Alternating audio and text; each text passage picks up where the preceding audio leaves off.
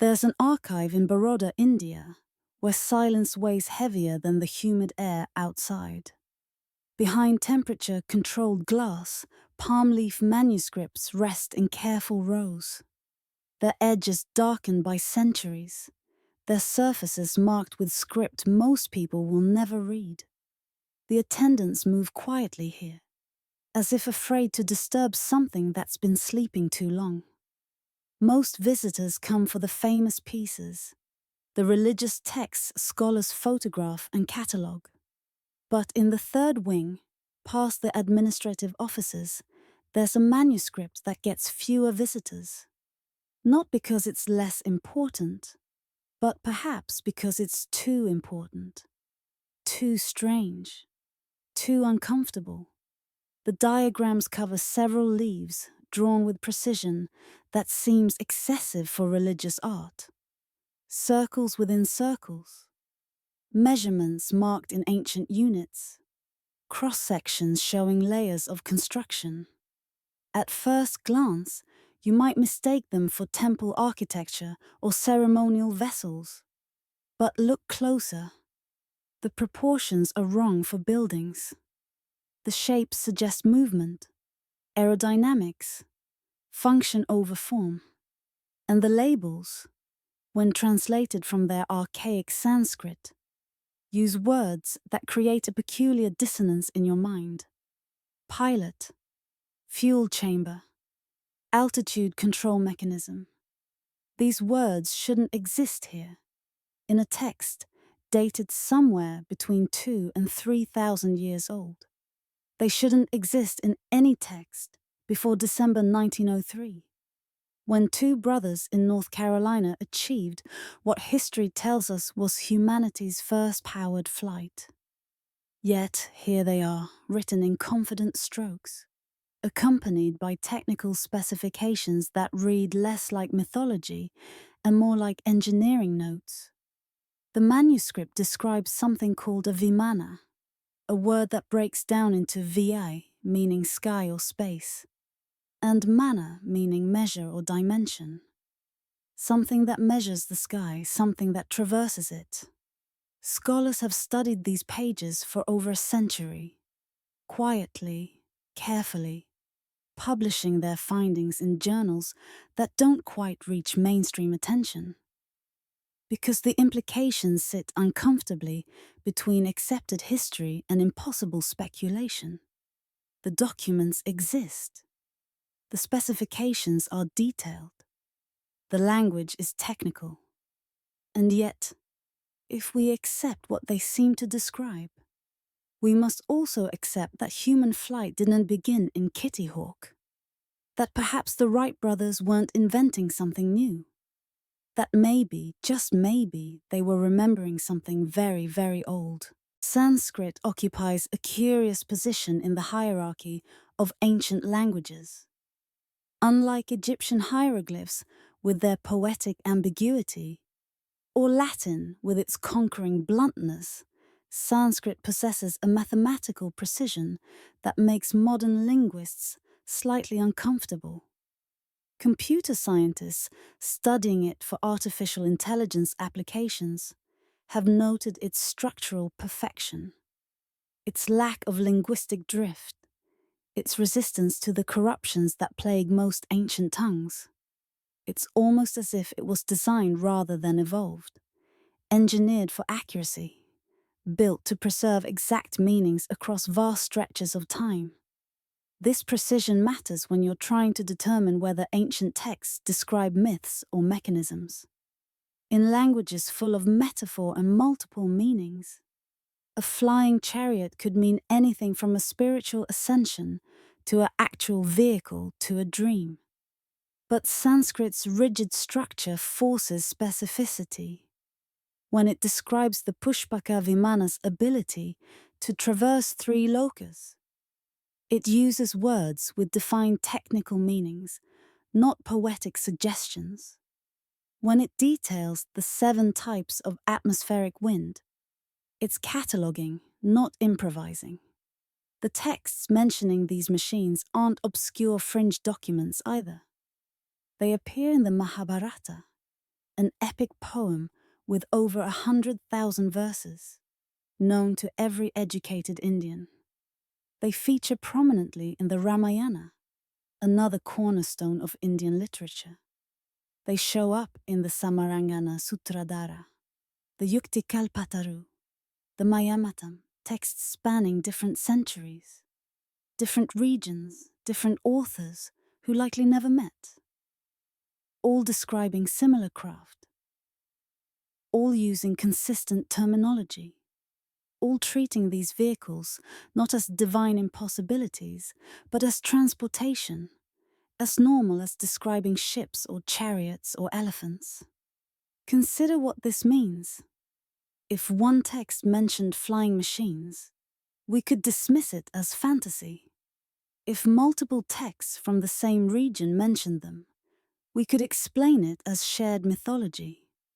But when texts separated by centuries and thousands of miles all describe vehicles with similar capabilities, similar construction, similar purposes, the pattern becomes harder to ignore. It suggests either a remarkably consistent myth that spread with unusual precision, or documentation of something real, something observed, something understood well enough to describe in technical language that transcends poetry. The same texts that describe these flying machines also contain mathematical concepts like zero and decimal systems that Europe wouldn't discover for another millennium. They detail astronomical calculations that weren't verified accurate until we had telescopes. They explain metallurgical processes that modern science has only recently decoded. The knowledge in these documents proved real, provable, revolutionary when finally taken seriously. So when these same reliable sources describe aircraft with multiple propulsion systems, with altitude controls, with weapons that sound disturbingly similar to modern military technology, we face an uncomfortable choice.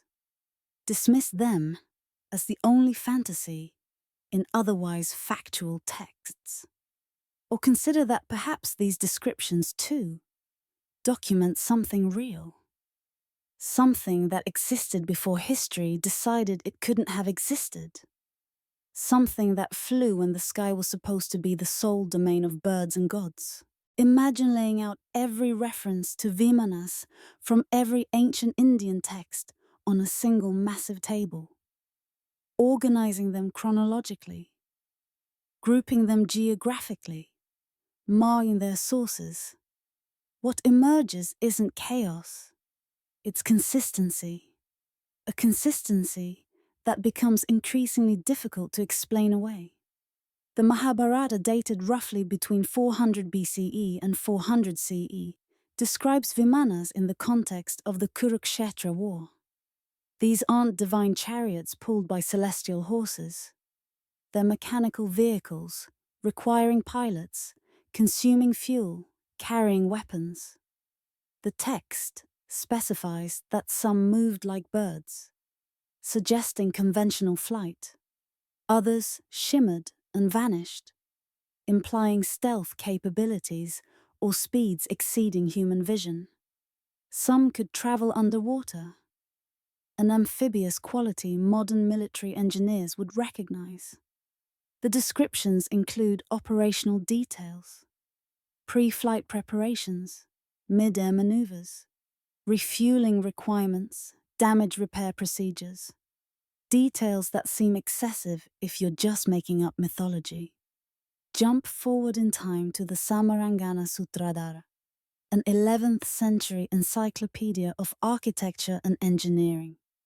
It dedicates entire chapters to Vimana construction, listing materials, describing assembly processes, explaining propulsion mechanisms. It categorizes them by type. Rukma Vimanas, made from gold alloys. Sundara Vimanas, designed for civilian transport. Shakuna Vimanas, built for military operations. Each category has specifications, dimensions, capacity limits, flight ceiling ranges, The level of technical detail matches engineering manuals, not religious parables. Now consider global dragon myths for comparison.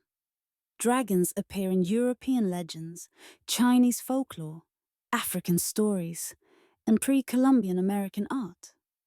But they vary wildly. European dragons hoard gold and breathe fire. Chinese dragons control weather and symbolize imperial power. Mesoamerican feathered serpents represent creation and destruction.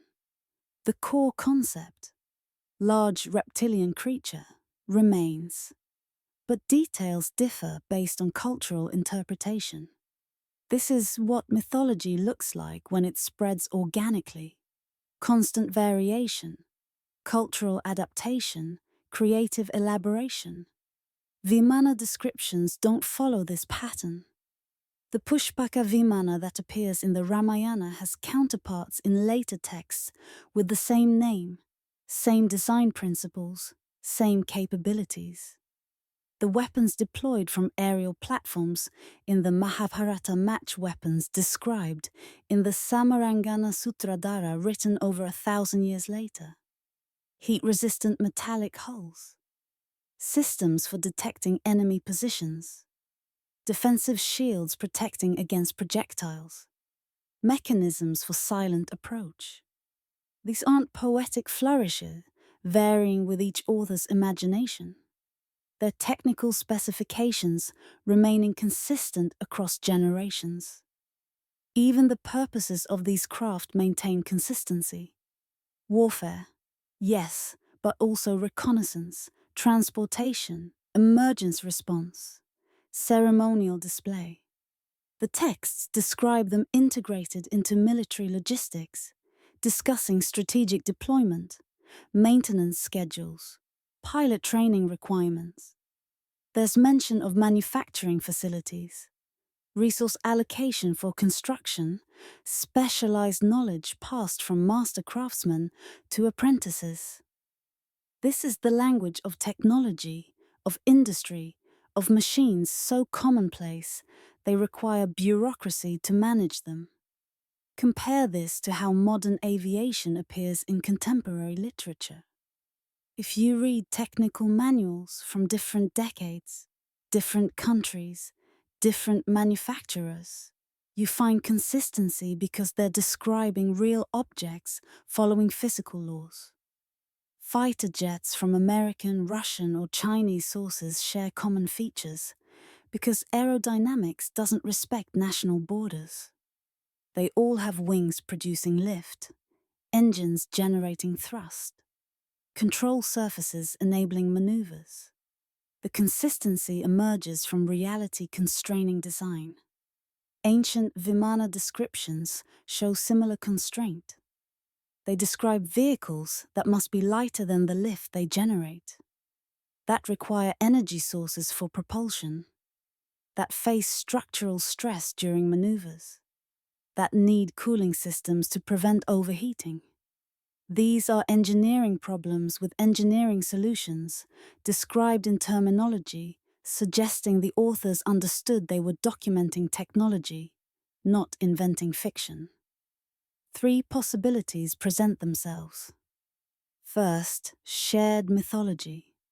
Perhaps one original Vaimana story spread across India, maintaining unusual consistency through oral tradition or textual copying. But this fails to explain why mythological elements like gods and supernatural powers vary wildly in the same texts, while technical details about flying machines remain consistent.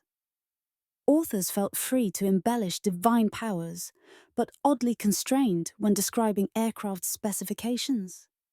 The selective consistency seems backwards. Second possibility, historical documentation. These texts preserve accurate descriptions of real flying machines that actually existed. Authors treated them as technology worth documenting, explaining their construction and operation with the same mundane detail they used for pottery wheels or irrigation systems. This explains the consistency. They were describing observable reality. But it requires accepting that ancient Indians developed aviation technology millennia before modern civilization, then lost it completely, leaving no physical remains. Possible, but uncomfortable. Third possibility, inherited knowledge. Perhaps these texts don't describe technology ancient Indians built, but technology they witnessed or learned about from an even older source. Perhaps they were reverse engineering machines they found, describing them with partial understanding, like medieval Europeans trying to explain Chinese fireworks with concepts of alchemy and divine fire. This would explain both the technical accuracy in some descriptions and the seemingly impossible claims in others. They were documenting what they saw without fully understanding the physics, making it possible. Each explanation has problems. Each requires believing something that challenges comfortable assumptions. But the pattern itself remains undeniable. Different texts, different centuries, different regions, all describing the same impossible machines with the same technical consistency. Coincidence stretches thin when repeated too often. Fantasy doesn't usually maintain such rigid specifications, and mythology typically grows more elaborate with retelling, not more technically precise. So the question sits there, suspended between what we know and what these texts claim. How did ancient authors separated by time and geography all document the same impossible technology? And perhaps more unsettling, what if it wasn't impossible? What if we're simply reading history that happened too early? The Mahabharata isn't a book. It's a civilization's memory, compressed into verse. Over 100,000 couplets, documenting what ancient Indians considered their history. Wars and dynasties, philosophies and family trees, technologies and tactics. Modern scholars treat it as mythology because it contains gods and supernatural events. But consider, American history textbooks contain references to divine providence and miraculous victories. Does religious language automatically invalidate historical content? Or does it simply reflect how ancient cultures processed and preserved real events? The war at Kurukshetra forms the epic's emotional core. Two families, the Pandavas and Kauravas, battle for dominance in a conflict that reportedly lasted 18 days and left millions dead. The text provides remarkably detailed, tactical accounts. Troop movements, alliance formations, supply line management, weapons deployment. Military historians study it for insights into ancient warfare strategy. And throughout these battlefield descriptions, Vimanas appear not as occasional divine interventions, but as standard military equipment. Prince Arjuna receives a Vimana from the god Indra before a crucial battle. Strip away the divine framing and examine what's actually described. A flying vehicle delivered by a superior military power. A craft equipped with advanced weapons unfamiliar to ground forces. A machine requiring training to operate. Indra's charioteer provides instruction on controls and tactical deployment. The text details the weapon's effects with disturbing precision. Beams that incinerate targets, projectiles that explode with the brilliance of 10,000 suns. Devices that create sound-based disruptions, disorienting enemy formations. Modern readers trained on sanitized mythology expect vague magical descriptions. The Mahabharata provides specifics. Distances traveled, flight durations, fuel consumption rates, mid-air combat maneuvers, coordinated attacks by multiple aerial vehicles working in formation. These details serve no poetic purpose. They don't advance character development or moral lessons. They read like mission logs, technical reports, after-action briefings. One passage describes an aerial battle between Arjuna's Vimana and enemy aircraft, where both sides deploy countermeasures. When attacked by blazing missiles, Arjuna's craft releases devices that swallowed the fire before impact. His pilot executes evasive maneuvers, diving toward the ground, then climbing rapidly to gain altitude advantage. He uses the sun's position to blind enemy pilots while attacking from above. These are tactics. Real tactical decisions based on altitude advantage, surprise, position relative to light sources, principles any modern fighter pilot would recognize. Why would ancient poets, fabricating pure mythology, invent such specific tactical scenarios? Why describe aircraft following what appear to be aerodynamic principles, needing speed for lift, suffering from weapon damage, requiring repair between engagements? Fantasy literature doesn't usually burden itself with the realistic limitations. Magic works because it's magic. Gods don't need fuel stops. But the Mahabharata's flying machines have constraints. They can be destroyed. They run out of ammunition. They require skilled operators. They're powerful but not omnipotent. This realism extends to how they integrate into broader military strategy. Ground forces coordinate with aerial reconnaissance. Supply lines support both infantry and air units. Commanders debate when to deploy limited aerial resources versus holding them in reserve. The Vimanas function as military assets within logistical constraints, not as unlimited divine interventions. They're treated as technology, powerful technology, perhaps superior technology, but technology nonetheless, subject to the practical realities of warfare. If this is mythology, it's mythology that accidentally mimics how actual military aviation works, with uncomfortable accuracy. The Ramayana shifts the context from warfare to civilization. Where the Mahabharata shows us Vimanas as weapons, the Ramayana presents them as infrastructure, as transportation networks, as the technological foundation of an advanced society. King Ravana, ruler of Lanka, commands a fleet of flying vehicles. His personal craft, the Pushpaka Vimana, stands out for its sheer improbability. Ancient texts describe it as an aerial mansion, a flying palace large enough to accommodate thousands of passengers. It could travel vast distances. The text provides geographical references, naming rivers and mountains observed during flight.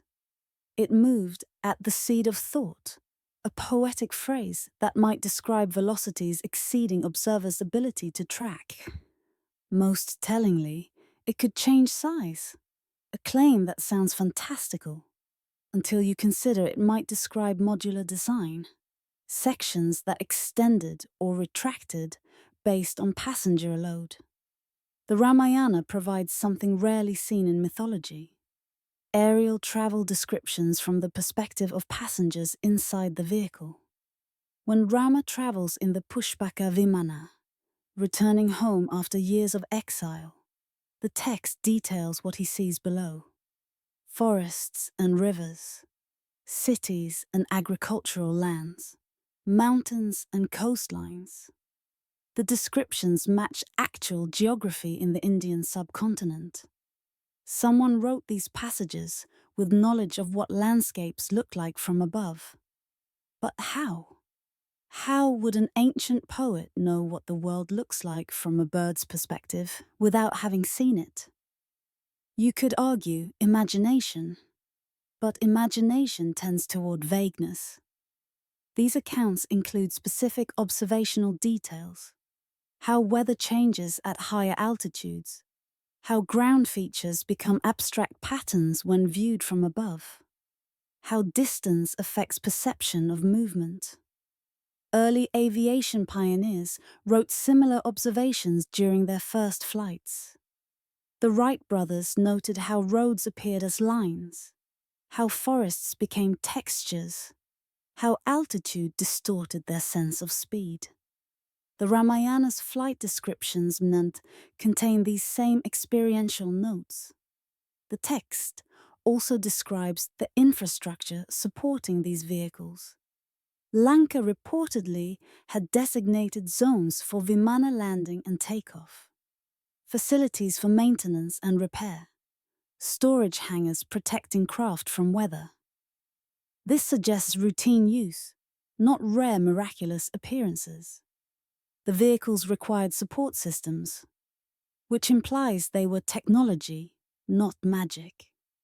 Magic doesn't need maintenance crews.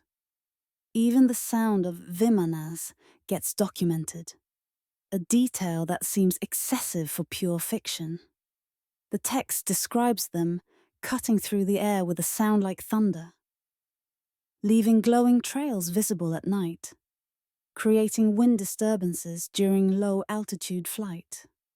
These are observable phenomena, the kind of sensory details an eyewitness would note.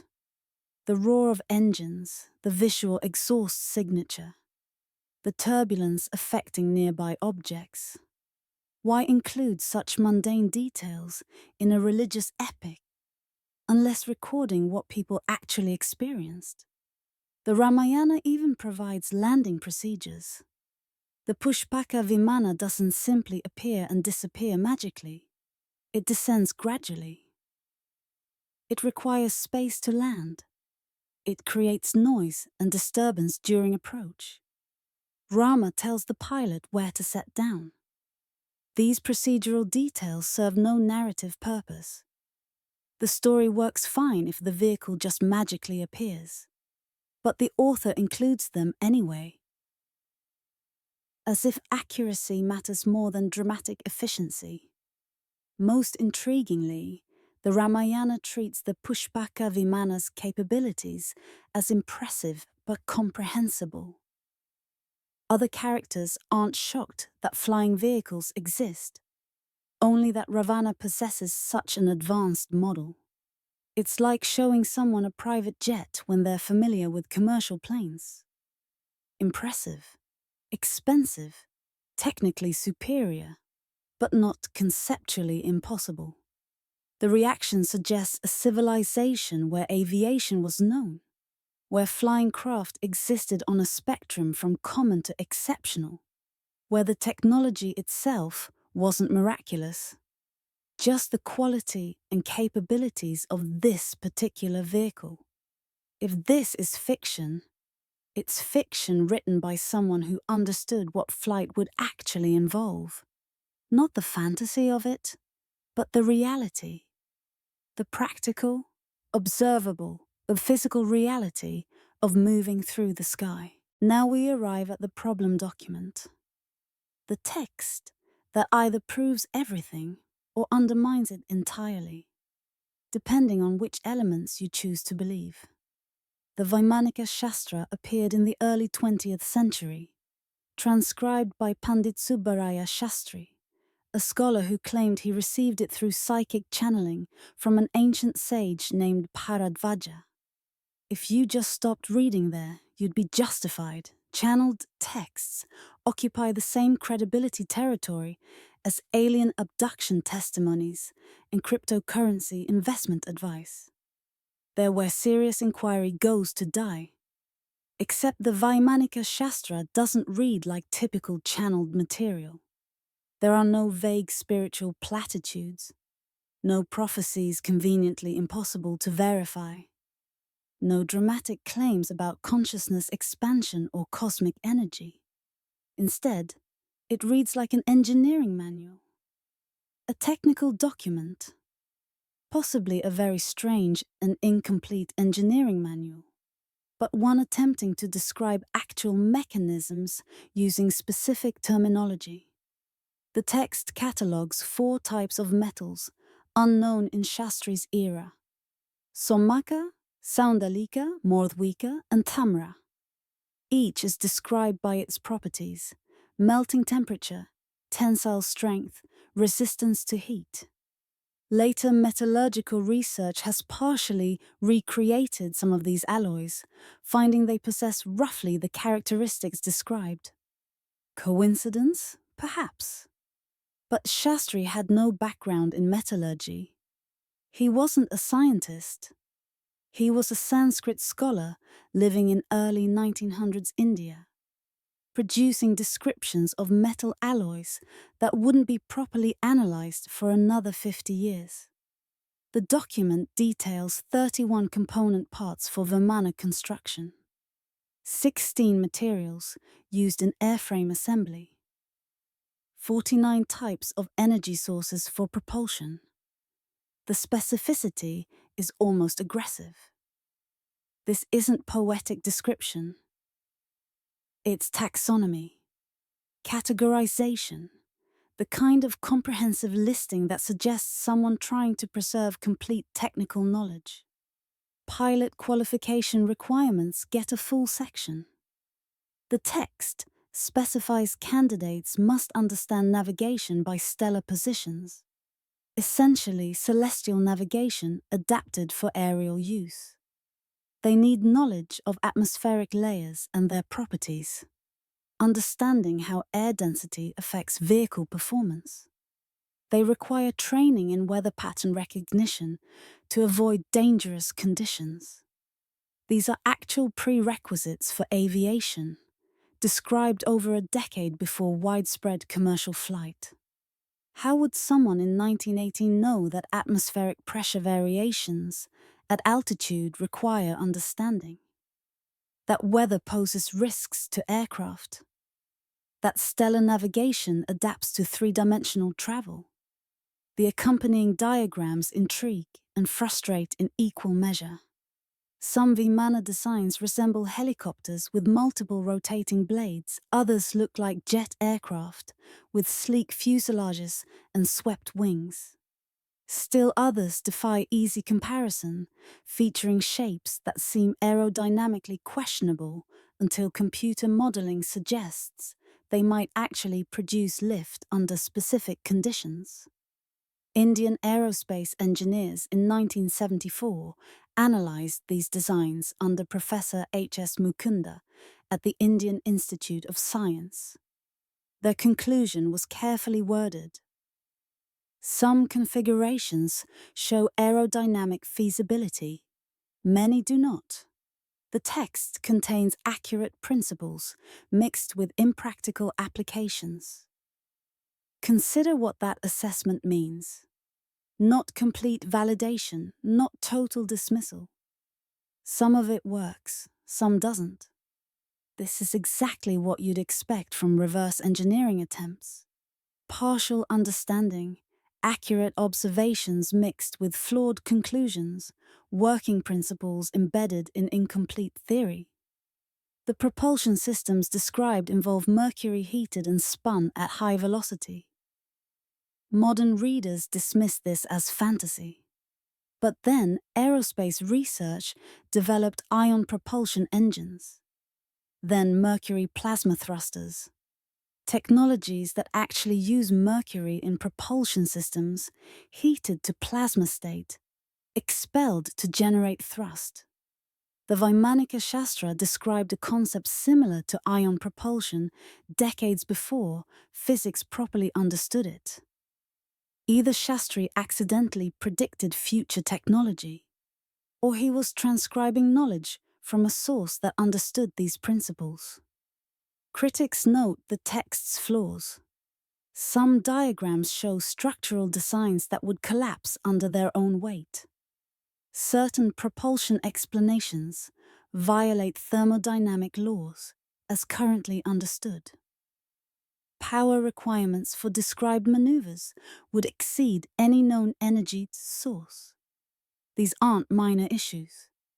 There are significant technical problems that make the document impossible to accept as face value. But here's the uncomfortable part. Every legitimate ancient technical document contains errors when transmitted across millennia. Roman concrete recipes were misunderstood for centuries because key binding processes got lost in translation. Greek fire's composition remains debated because recipe preservation was incomplete. Ancient metallurgical texts often describe processes that don't quite work until you understand what information degraded during copying. The Vaimanika Shastra might be a corrupted text. Information passed down, partially understood, mixed with later additions, transcribed by someone lacking technical background to recognize errors. Shastri claimed he channeled it, which seems absurd. But what if he learned it through oral tradition he didn't want to reveal? What if he genuinely believed he was channeling because the information came to him in ways he couldn't explain? What if the transmission method matters less than the content? Some of which has proven remarkably accurate. The document describes 3 categories of aerial navigation: terrestrial, atmospheric, and etheric. Terrestrial navigation uses ground landmarks. Atmospheric navigation uses stellar positions and environmental cues. Etheric navigation discusses traveling beyond Earth's atmosphere, using principles that sound like orbital mechanics before that term existed. It mentions entering areas of no air where different propulsion becomes necessary. This is a functional description of atmospheric exit and space travel, divided into categories matching modern aerospace engineering's understanding of different flight regimes. No one has built a working Vimana from these instructions. Multiple attempts have failed, but many attempts have produced interesting results. Thrust generation through described methods, partial lift from unusual airframe shapes, energy output from specified power systems. Not enough for functional aircraft, but enough to suggest the underlying principles aren't complete fantasy. So we're left with a text that shouldn't exist. Too technically accurate to dismiss as pure imagination. Too flawed to accept as complete truth. Channeled by a man with no engineering background, describing technologies that wouldn't be developed for decades, mixed with impossibilities that violate known physics. It's either an elaborate hoax by someone with remarkable prescience, a corrupted transmission of genuine ancient knowledge, or something stranger. A document existing in the uncomfortable space between real and fabricated, where some truth gets tangled with misunderstanding. The Vaimanika Shastra doesn't prove ancient aircraft existed, but it raises a question nobody's adequately answered. How did a Sanskrit scholar in 1918 describe technologies that required modern physics to verify? Luck? Intuition? Or access to knowledge preserved from a time we've forgotten? Events destroy infrastructure. Tsunami waves erase coastal cities. Climate shifts render agricultural regions uninhabitable. The few survivors scatter, forced into subsistence existence. Within generations, technological knowledge fades. Descendants remember only fragments, preserved as myths about a golden age when gods walked among humans and impossible things were possible. This isn't fantasy. This is documented historical pattern. Rome fell and Europe lost concrete technology for a millennium. The Library of Alexandria burned, destroying irreplaceable ancient knowledge. Post-Mayan collapse, subsequent cultures couldn't replicate Mayan astronomical precision. Knowledge loss after catastrophe is historically normal. Sophisticated civilizations can regress to primitive conditions within generations when infrastructure and knowledge transmission systems collapse. Ancient texts worldwide describe global catastrophes: the biblical flood, Hindu pralaya, cosmic dissolution ending world ages, Plato's Atlantis sinking beneath waves, Mayan world ages ending in destruction, Greek myths of previous ages destroyed by gods, Aboriginal Dreamtime stories of world remaking floods. These stories appear globally, in cultures without historical contact, describing remarkably similar events: worldwide flood, catastrophic destruction, civilization ending, survivors rebuilding from scratch. Geological evidence confirms dramatic climate events and catastrophes throughout human prehistory. The question isn't whether catastrophes occurred. They did. The question is whether any happened when advanced civilizations existed to be destroyed by them. Mainstream chronology says Snow. Humans were hunter-gatherers during the Younger Dryas, possessing no advanced civilization to lose. But if that chronology is incomplete, if advanced civilization existed before known history, these catastrophic events would explain why evidence is scarce. Consider how survivors would preserve critical knowledge. Writing might not survive. Physical artifacts would be lost. But encoding knowledge in oral traditions, religious texts, architectural monuments, these methods could preserve information across dark ages. This explains why technical information appears in spiritual texts. It's not because ancient people confused technology with religion. It's because religious institutions were the most stable knowledge preservation systems available. Sacred texts get memorized, copied, protected. Temples get maintained across generations. Knowledge encoded in religious frameworks survives catastrophes that destroy secular institutions. The Younger Dryas ended roughly 11,600 years ago. Known civilization, agriculture, cities, writing, supposedly begins around 5,000 years ago. That's a 6,000-year gap.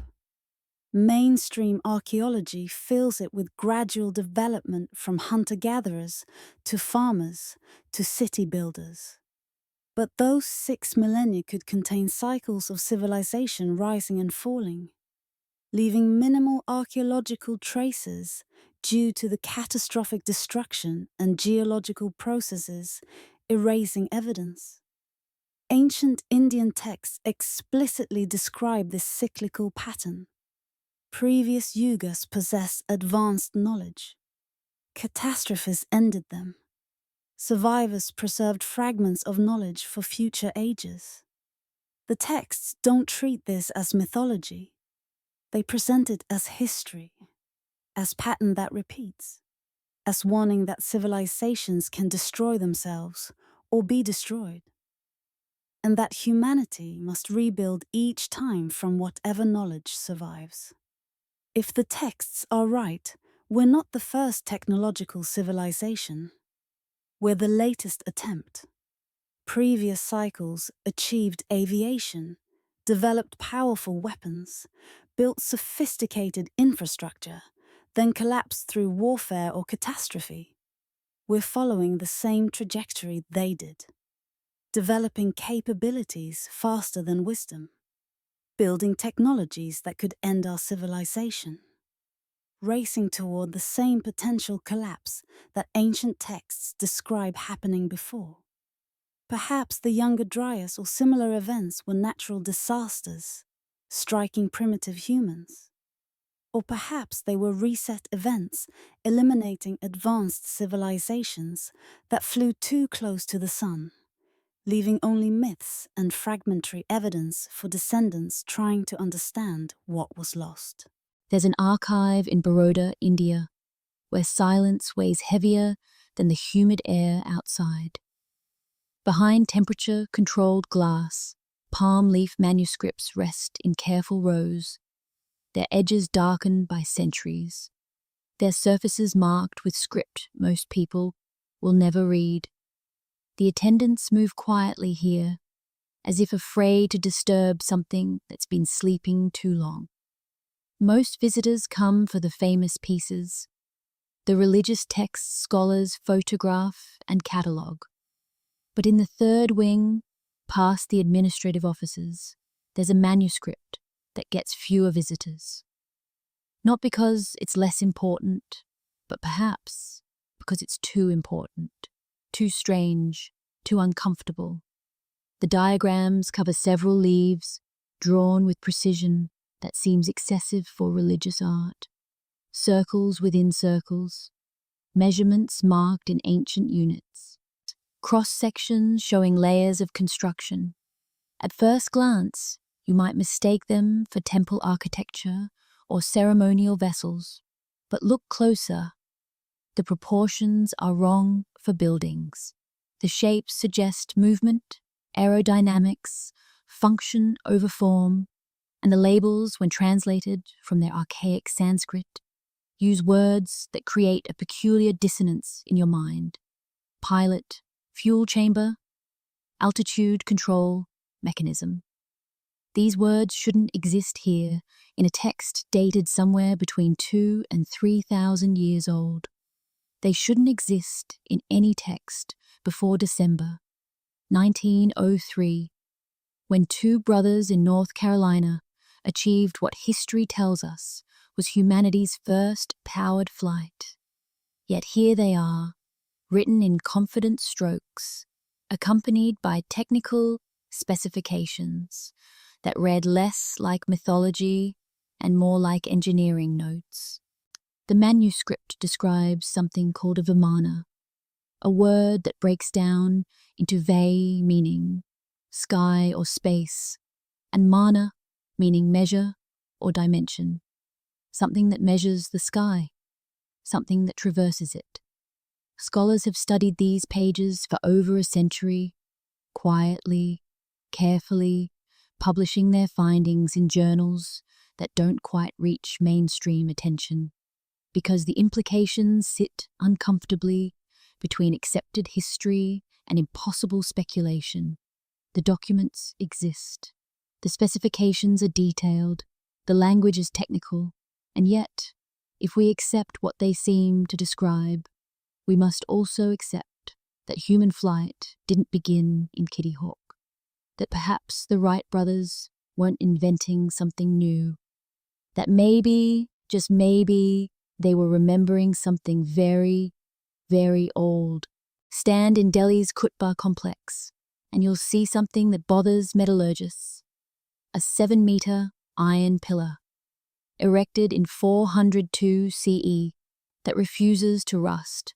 16 centuries of monsoon rains, humidity that corrodes modern iron within decades, atmospheric pollutants that should accelerate oxidation. The pillar ignores all of it. Its surface shows minimal corrosion. It stands defiant against chemistry itself. Scientists have studied it extensively. The iron contains unusually high phosphorus content, creating a protective film that prevents rust. This isn't magic, it's metallurgy. Advanced metallurgy, yes, but explicable through modern chemistry. The disturbing part is that ancient Indian ironworkers achieved this result without the chemical understanding to know why their process worked.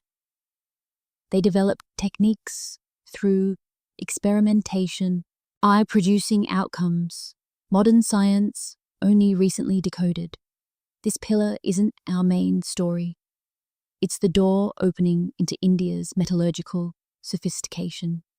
If they could create rust-resistant iron 16 centuries ago, what other metalworking achievements did they accomplish? Ancient Indian mining sites show evidence of sophisticated extraction operations. Tunnels cut with precision, suggesting advanced tools.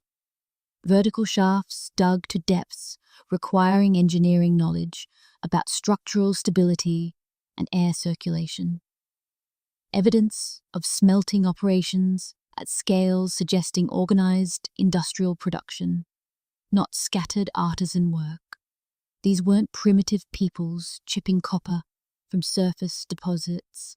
These were civilizations running mining operations that required planning, technical knowledge, and organizational capability. Ancient Sanskrit texts reference specific alloys by name. Tamogaba, literally darkness holder, described as metal that absorbs light rather than reflecting it. Modern metallurgists experimenting with the described processes have created alloys with unusual light absorption properties, though not matching the text's full claims. Panchaloha, 5-metal alloy, combines copper, silver, gold, lead, and iron in specific ratios. When mixed properly, it produces metal with acoustic properties, used in ancient bell casting. The alloy works. The texts described it accurately. Wootz steel, produced in ancient India, remained superior to European steel for over a millennium. Damascus blades, forged from Indian steel, became legendary for hardness and edge retention. Medieval European blacksmiths couldn't replicate the process. They tried. They failed. Only in the Industrial Revolution did European metallurgy finally surpass ancient Indian techniques. This isn't speculation. Museums contain Wootz steel artifacts. Metallurgical analysis confirms their superior properties. Ancient Indians made better steel than medieval Europe, using techniques that took modern science centuries to rediscover. Then there's the aluminum problem. Chemical analysis of certain ancient Indian metal artifacts shows aluminum content. This creates a significant issue. Aluminum, while abundant in ore form, requires substantial electrical energy to extract.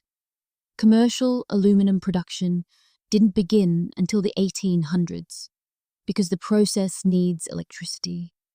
How did aluminum appear in ancient Indian metalwork? Contamination from modern handling? Possibly. But some samples come from sealed archaeological contexts, where contamination seems unlikely. Either the analysis is wrong, or ancient Indians accessed aluminum through processes unknown to modern history. Neither explanation is comfortable. Wrong analysis suggests our testing methods are flawed. Unknown processes suggest lost technological knowledge, more sophisticated than mainstream history allows. The Delhi Pillar stands as proof that ancient Indians achieved metallurgical results. Modern science struggled to explain. They created rust-resistant iron, superior steel, complex alloys, possibly extracted metals requiring advanced chemistry. This isn't controversial. The artifacts exist. The evidence is physical, testable, undeniable. So when these same metallurgically sophisticated ancient Indians describe building aircraft from specialized metal alloys, we face a question. Did they have the materials science capability to attempt it? The answer appears to be yes. Pull up a satellite imagery of the Brihadiswara temple in Tamil Nadu. Built in 1010 CE, it's a masterpiece of Chola dynasty architecture. From ground level, it's impressive. Towering gopuram, massive courtyards, intricate stone carvings, but from directly above, something else emerges. Perfect geometric alignment with cardinal directions, astronomical alignments with stellar positions, marking significant dates, fractal patterns in the layout, mathematical ratios, repeating at different scales. The entire complex forms a mandala, visible only from the sky, a pattern you cannot see while standing inside it. How did medieval architects verify this aerial design? Modern city planning uses satellites, aerial photography, drone surveys. Ancient planners had none of this, yet they achieved geometric precision, requiring overhead perspective to confirm the mathematics existed. Ancient Indian geometry was sophisticated enough to calculate these layouts theoretically, but theory and execution are different problems. Knowing the math doesn't tell you if your construction crew placed stones accurately across hundreds of meters. You need to see it from above to verify. So how did they verify? The Konark Sun Temple presents the same puzzle. Built as a massive stone chariot, pulled by 7 horses, its true form only becomes apparent from altitude. Ground-level viewing shows impressive sculpture, but misses the overall design. From above, the architectural plan reveals itself. Wheels positioned with astronomical precision, structural elements aligned with solar positions, the entire temple functioning as a 3-dimensional calendar. The architects designed this intentionally.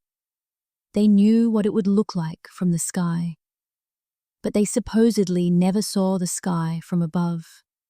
Sri Yantra patterns carved into temple floors display geometric perfection, requiring overhead verification. These aren't simple designs, they're complex interlocking triangles, forming fractal patterns, each intersection calculated with mathematical precision. One misaligned stone ruins the entire pattern. Ground-level construction would accumulate errors, yet the patterns are precise, suggesting builders could verify accuracy from above or possessed mathematical techniques so advanced they could ensure precision without visual confirmation. Both possibilities are remarkable. The city of Hampi shows urban planning across kilometers. Our water management systems, road networks connecting districts, temple complexes positioned according to astronomical and geographical principles. The city's layout follows organizational logic, only apparent from aerial view. Ground-level perspective shows individual impressive structures, but misses how they integrate into coherent urban design. Modern archaeologists using drone surveys discovered these planning principles. Ancient Vijayanagara architects supposedly implemented them without ever seeing their city from the air. Compare this to Roman city planning. Romans were extraordinary engineers.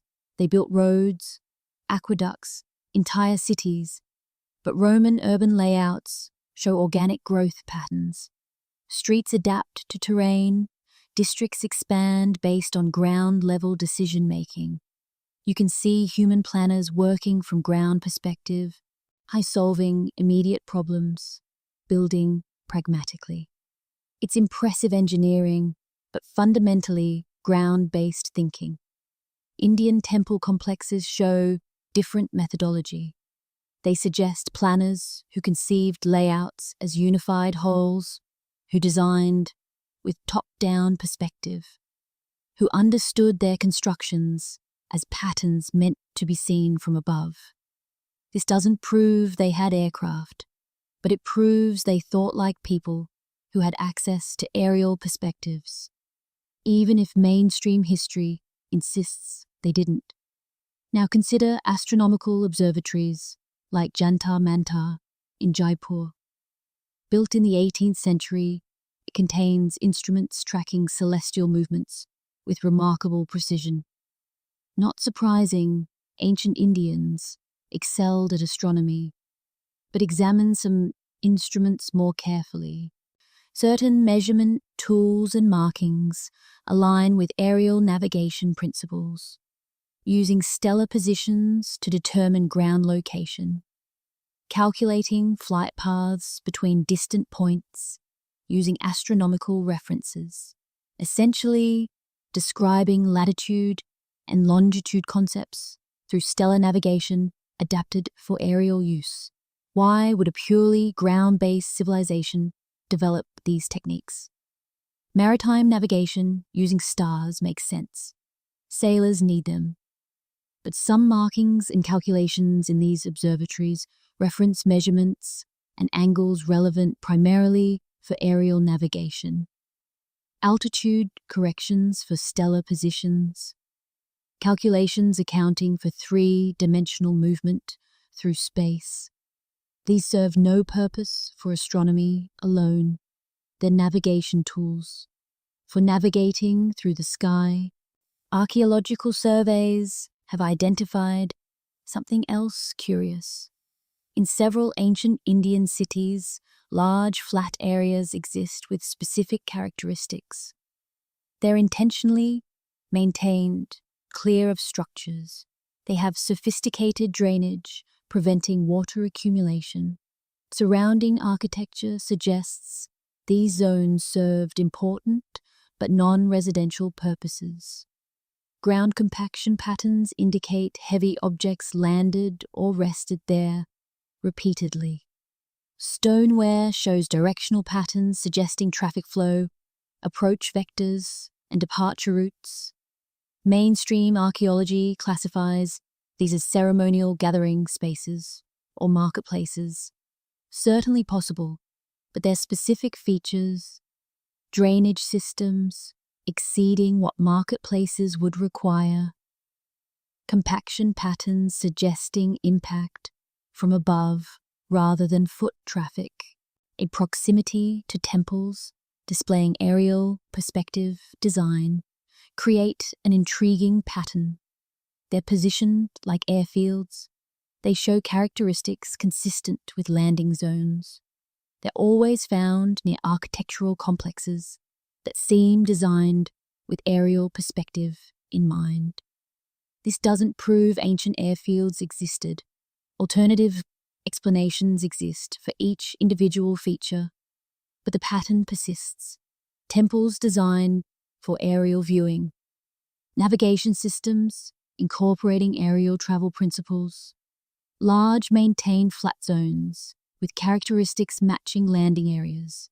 Each element individually explainable. Together, they suggest a civilization thinking about the sky not as unreachable domain, but as usable space requiring infrastructure. Architecture preserves thinking. The buildings people construct reveal how they perceive and organize space. Roman architecture shows ground-based thinking, roads radiating from central points, buildings designed for street-level approach, cities growing organically. Ancient Indian architecture sometimes shows different perspective, overhead thinking, designs meant to be seen from above, patterns only recognizable from altitude. This implies either extraordinary theoretical mathematics, allowing precise construction without verification, or actual access to aerial perspective, allowing verification as construction proceeded. Both possibilities suggest capabilities exceeding what mainstream history attributes to ancient Indians. Either their mathematical sophistication was so advanced they didn't need to see their work from above, or they could see it from above because they had ways of reaching the sky. Neither explanation fits comfortably into established historical narratives. Both force us to reconsider what ancient civilizations could accomplish. The Mahabharata's description of the Brahmastra weapon reads like something from a nuclear physics textbook, which should be impossible because nuclear physics wasn't understood until the 1940s. Yet here are the described effects: intense light, bright as 10,000 suns, scorching heat that caused rivers to boil, destruction extending far beyond the immediate impact zone, land rendered barren and unusable for generations, survivors suffering from hair and nail loss, pottery breaking without being physically struck, and children born to survivors showing deformities. Show this symptom list to any radiologist without context, and they'll recognize radiation poisoning, thermal flash burns, acute radiation syndrome, genetic damage causing birth defects, environmental contamination persisting long after the event. These aren't vague ancient horrors. They're specific medical conditions with specific causes. The text could be describing volcanic eruptions, mythologized into weapons. Volcanoes produce intense light and heat. They render land barren with ash. They cause widespread destruction. But volcanic effects don't explain pottery breaking without impact. That's overpressure from explosive shockwaves. They don't explain hair loss in survivors. That's radiation exposure. They don't explain multi-generational contamination. That's radioactive isotopes with long half-lives. Meteor impacts could explain some effects. Intense light, massive explosions, widespread devastation. But meteors don't explain the tactical deployment described in texts. Weapons fired at specific targets, in specific battles, by specific commanders making strategic decisions. The natural disasters aren't deployed. They're not held in reserve for crucial moments. They're not described alongside conventional weapons in military inventories. The Mahabharata describes the Agniastra, a fire weapon that consumed water itself, meaning water couldn't extinguish it. Modern thermite or white phosphorus displays similar properties. Chemical reactions that don't require oxygen, that burn even when submerged. The text describes the Brahmasirastra creating a mushroom cloud of smoke rising high into the sky. That specific formation, mushroom shape caused by superheated air, rising and expanding, is characteristic of nuclear detonations, not conventional explosions. Most disturbing are the described survival protocols. Texts instruct survivors to wash thoroughly, discard contaminated clothing, avoid affected areas, and recognize that immediate survivors might still die days later from invisible injuries. These are decontamination procedures. They match post-nuclear event protocols with disturbing accuracy. Why would ancient texts include these specific instructions if describing purely mythological weapons or natural disasters? How would ancient authors know that contamination persists invisibly after the visible destruction ends? Archaeological surveys have identified radioactive hotspots at certain ancient battle sites, mentioned in texts. Natural uranium deposits? Possibly. Geological formations concentrate uranium in some locations, but the specific sites showing elevated radiation align with locations where texts describe devastating weapons being deployed. Coincidence? Perhaps. But coincidence piled on coincidence eventually demands alternative explanation. Critics reasonably note that ancient peoples wouldn't understand radiation. True. But they would observe effects. They'd notice survivors getting sick days after exposure. They'd see land remaining barren when it should recover. They'd observe birth defects in subsequent generations. If ancient Indians witnessed nuclear-scale events, through whatever means, they'd document observable effects, even without understanding the physics causing them. The weapons might not have been nuclear in the modern sense. Perhaps some other technology produced similar effects through different mechanisms. Perhaps descriptions combine multiple different weapons into composite accounts. Perhaps natural disasters got retrofitted into military narratives, but the described effects align too closely with radiation exposure to dismiss comfortably. And if ancient texts accurately preserved knowledge of metallurgy, astronomy, and mathematics that took modern science centuries to rediscover, perhaps their weapons descriptions also preserve observations of real events, documented by witnesses who lacked the physics vocabulary to explain what they'd seen, but possessed enough precision to record effects that millennia later we recognize with uncomfortable clarity. Military aviation tactics evolved through hard experience. World War I, pilots discovered that altitude provides attack advantage. They learned that approaching from the sun blinds enemy pilots. They developed formation flying for coordinated attacks. These weren't theoretical insights. They emerged from combat, refined through trial and error, written into tactical doctrine after countless pilots died learning these lessons. The Mahabharata describes identical tactics 3,000 years earlier.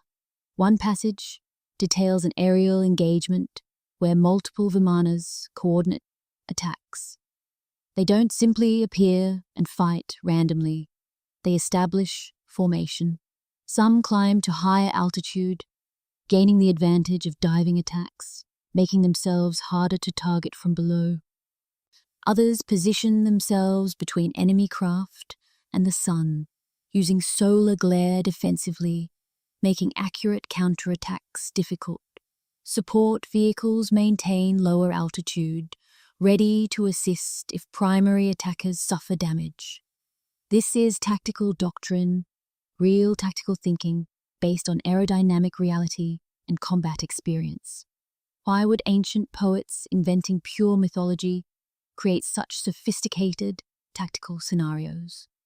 Fantasy typically focuses on individual heroism, dramatic single combat, gods intervening at crucial moments, but these texts describe coordinated military operations where tactical positioning matters more than individual prowess. Multiple units working together, commanders making strategic decisions about deployment, pilots executing specific maneuvers based on enemy position and environmental conditions. The described defensive capabilities sound fantastic until you translate them into modern terminology. Vimanas that make themselves invisible could mean stealth technology, radar-absorbent materials, or simply flying above visual detection range. Ancient observers watching aircraft disappear into clouds or climb beyond sight would describe it as becoming invisible. Vehicles that release blinding light could be flares, directed energy weapons, or highly reflective surfaces used to disorient enemy pilots. Sound-based weapons that disrupt enemy formations match sonic weapon concepts, using focused acoustic energy to disorient or damage targets. Each fantastical description has a potential technological translation. Ancient authors describing advanced technology they didn't fully understand would use available vocabulary. They'd frame effects in terms they could explain. So advanced stealth becomes invisibility. Sonic weapons become divine sound. Electronic countermeasures become divine protection. The effects they observed were real. The terminology reflects their conceptual framework. Reconnaissance missions get described with remarkable specificity. Vimanas fly over enemy territory observing troop movements. They count enemy forces. They identify fortification positions. They return to report findings to commanders who adjust strategies based on aerial intelligence. This describes systematic military reconnaissance, not miraculous divine knowledge, but organized intelligence gathering, using aerial surveillance. The texts treat this as normal military practice, suggesting cultures familiar with aviation's intelligence-gathering advantages. The altitude discussions are particularly interesting. Texts describe different operational altitudes serving different purposes. Low altitude for detailed observation and precise attacks, but higher vulnerability to ground fire. Medium altitude, balancing speed and safety. High altitude for avoiding detection but limiting observation detail.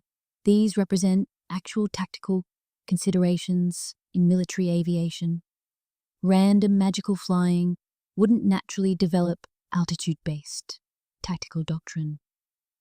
But real aircraft operations would, because aerodynamics, visibility ranges, and weapon effectiveness all vary with altitude. Logistics get mentioned throughout these accounts. Vimanas require specific fuels.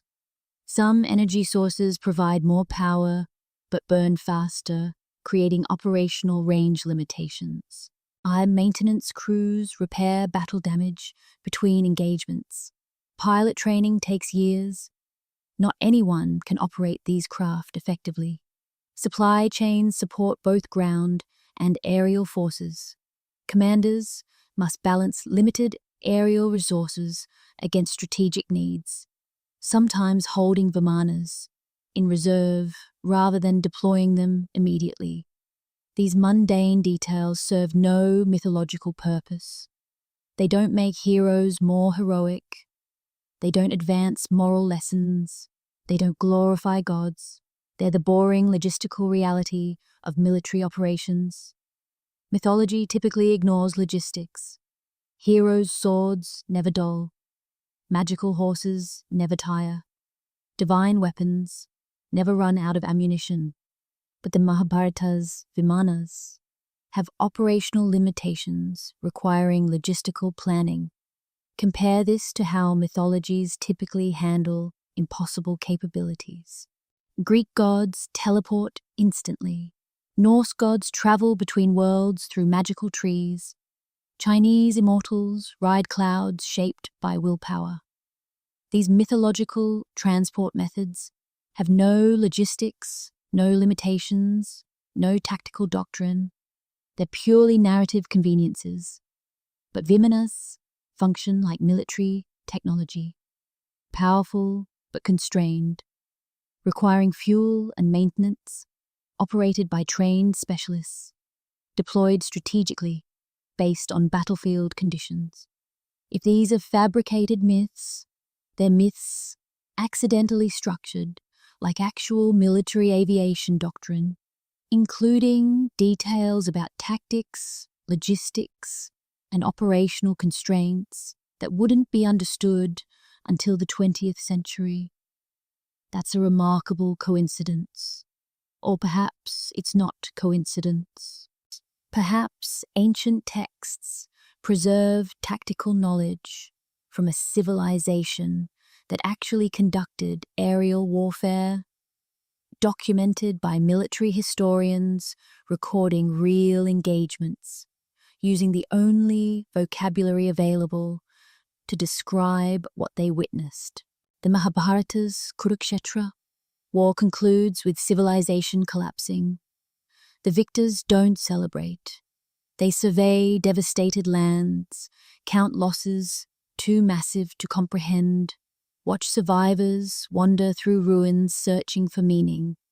The text explicitly states this war marked the transition from one world age to another, from the Dvapara Yuga, when gods walked among humans and great knowledge flourished, into the Kali Yuga, an age of ignorance where ancient wisdom would be lost and humanity would forget what it once knew.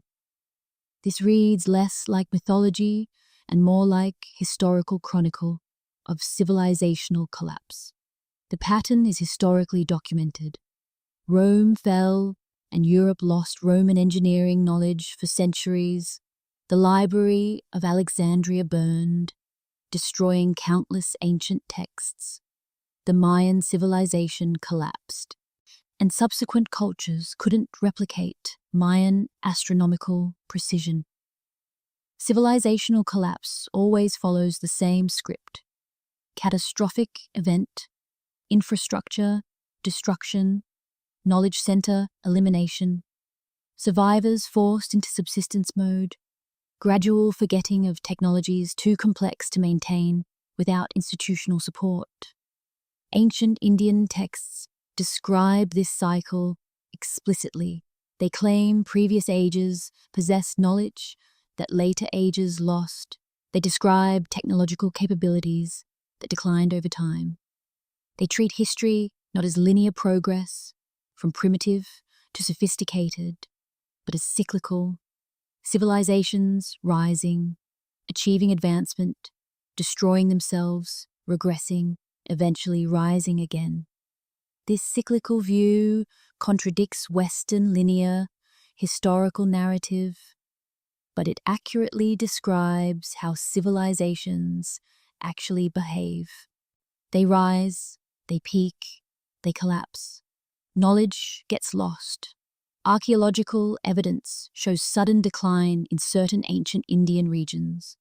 Sophisticated cities abandoned, infrastructure falling into disuse, artistic techniques becoming simpler, metallurgical quality decreasing. Mainstream archaeology attributes this to climate change, invasion, or economic collapse, all plausible. But the texts themselves suggest another possibility: self-destruction through warfare too devastating for the civilization to survive. If ancient Indians possessed advanced aviation and weapons technology, they also possessed the capability to destroy themselves with it. Modern civilization faces the same risk. We've developed weapons powerful enough to render our own planet uninhabitable. We've created technologies that could, if misused, end our civilization. Why assume ancient Indians, if they achieved similar technological sophistication, would be wiser? Technology doesn't confer wisdom, it just amplifies capabilities for creation or destruction. The text describes survivors intentionally hiding knowledge, encoding technical information in religious texts, building temples, preserving information in architecture, creating oral traditions, protecting crucial secrets through memorization and ritual. Why hide knowledge instead of openly teaching it? The obvious answer: because survivors feared its rediscovery, because they'd witnessed what happened when powerful technology fell into wrong hands, because they wanted future generations to have the information, but only if they were wise enough to decode it, responsible enough to use it properly. And this explains a persistent mystery. Why does technical information appear embedded in spiritual texts? Why are engineering concepts mixed with religious philosophy? Why do you need to be initiated into priestly traditions to access certain knowledge? Perhaps because knowledge wasn't hidden from people. It was hidden for people, preserved by survivors who hoped future civilizations might prove more responsible than their own. Consider the Mahabharata not as fantasy, but as memorial, a civilization that destroyed itself, documenting what happened, explaining how it happened, warning descendants not to repeat their mistakes. The gods aren't supernatural beings, but technological powers that humans wielded irresponsibly. The divine weapons aren't magic, but technology beyond the comprehension of later ages reading these accounts. And the flying machines aren't impossible, they're just lost. Their construction methods forgotten when the civilization that built them collapsed. This interpretation makes the text more disturbing, not less. Because if ancient Indians actually achieved technological sophistication rivaling our own. And if they actually destroyed themselves with it, their story stops being ancient history and becomes current warning. We're following the same trajectory, developing powerful technologies faster than wisdom to use them, building weapons that could end our civilization, creating capabilities that might, like the ancient Vimanas, become nothing more than myths future survivors try to decode from our fragmentary texts. The Mahabharata describes the war's survivors looking at devastation and asking how they let it happen. How did knowledge meant to improve life become weaponry that ended civilization? How did the same technology that let them touch the sky become the means of their destruction? These aren't questions from 3,000 years ago. They're questions we're asking now, watching our own technological capabilities accelerate beyond our wisdom to control them. Perhaps the ancient texts aren't describing a lost past. Perhaps they're describing a possible future, one that's already happened before, one we're racing toward again, having forgotten the last time we flew too close to the sun. In 1974, students at the Indian Institute of Science in Bangalore decided to do something unusual. Rather than dismissing the Vaimanika Shastra as ancient nonsense, they would analyze it scientifically. Under Professor H.S. Mukunda, they subjected the text's technical claims to engineering scrutiny, building models, calculating aerodynamic properties, testing whether ancient descriptions matched physical reality. Their published conclusion was carefully diplomatic. Some designs show aerodynamic feasibility, many do not. The text contains accurate principles mixed with impractical applications. Translation: parts of it work, parts don't. This isn't validation, but it isn't complete dismissal either. For ancient texts describing impossible technology, partial success is remarkable. The students tested specific Vimana designs by building scale models and analyzing airflow. Certain configurations with multiple rotating wings produce measurable lift. Not enough for sustained flight without massive power sources, but enough to demonstrate the underlying principles weren't fantasy. Some described shapes, when modeled computationally, showed they would generate thrust under specific conditions. Others violated basic structural engineering. They'd collapse under their own weight or tear apart during maneuvers. This mix of working and non-working designs is exactly what you'd expect from reverse engineering attempts. When you observe technology without fully understanding the physics making it work, you correctly identify some principles while misunderstanding others.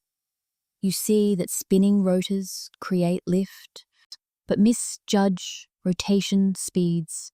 You recognize that aerodynamic shapes matter, but miscalculate optimal configurations. Your descriptions contain truth mixed with error. Dr. Josier's earlier compilation of Vimana references brought these texts to broader attention in the 1950s. His work sparked international interest, leading aerospace engineers from several countries to examine ancient Indian technical claims. Not all investigations were rigorous. Some sought validation rather than truth, but legitimate engineering analyses produced interesting findings. Vertical takeoff and landing capabilities described in texts match 5TOL, principles later developed independently by modern aviation. Certain propulsion concepts resembled ramjet designs, air-breathing engines that use vehicle velocity to compress incoming air. Material specifications, suggesting composite construction, layering different metals for specific properties, mirror modern aerospace engineering practices.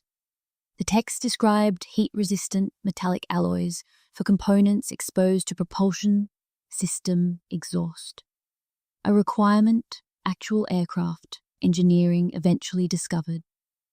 These aren't vague similarities, they're specific technical solutions to specific engineering problems.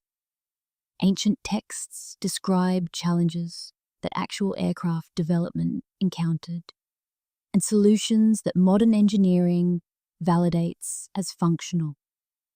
Either ancient Indians understood these principles through theoretical calculation and experimentation, or they encountered real aircraft and documented what they observed.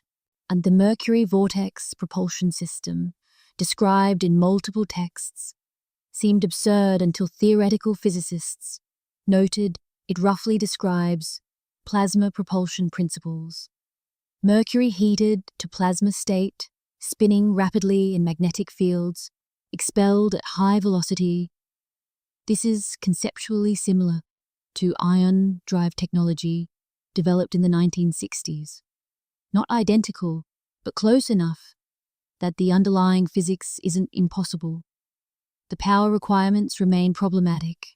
Ancient texts don't describe energy sources adequate for sustained flight, but the propulsion concept itself isn't fantasy. Engineers examining these texts consistently note the same pattern. Some described principles as sound, others are nonsensical, and the mix suggests partial knowledge.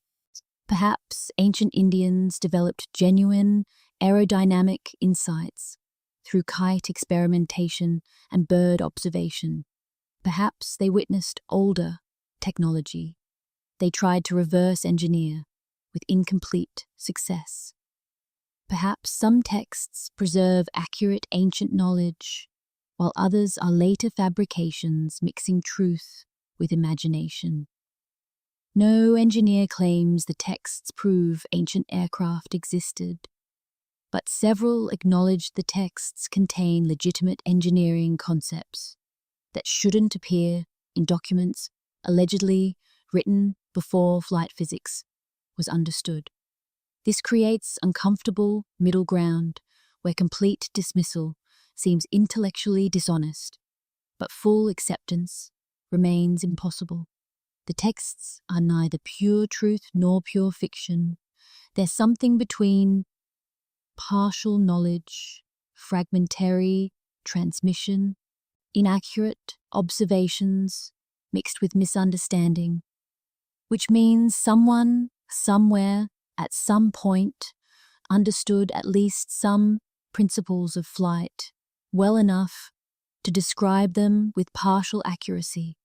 The question remains whether they merely theorized about flight or actually achieved it. Mercury as propulsion fuel sounds like alchemical fantasy. Dense, toxic liquid metal, spinning in closed containers, somehow generating thrust sufficient to lift vehicles into the sky. Ancient texts describe this mechanism repeatedly, with specificity suggesting they're documenting actual technology rather than imagining magical processes.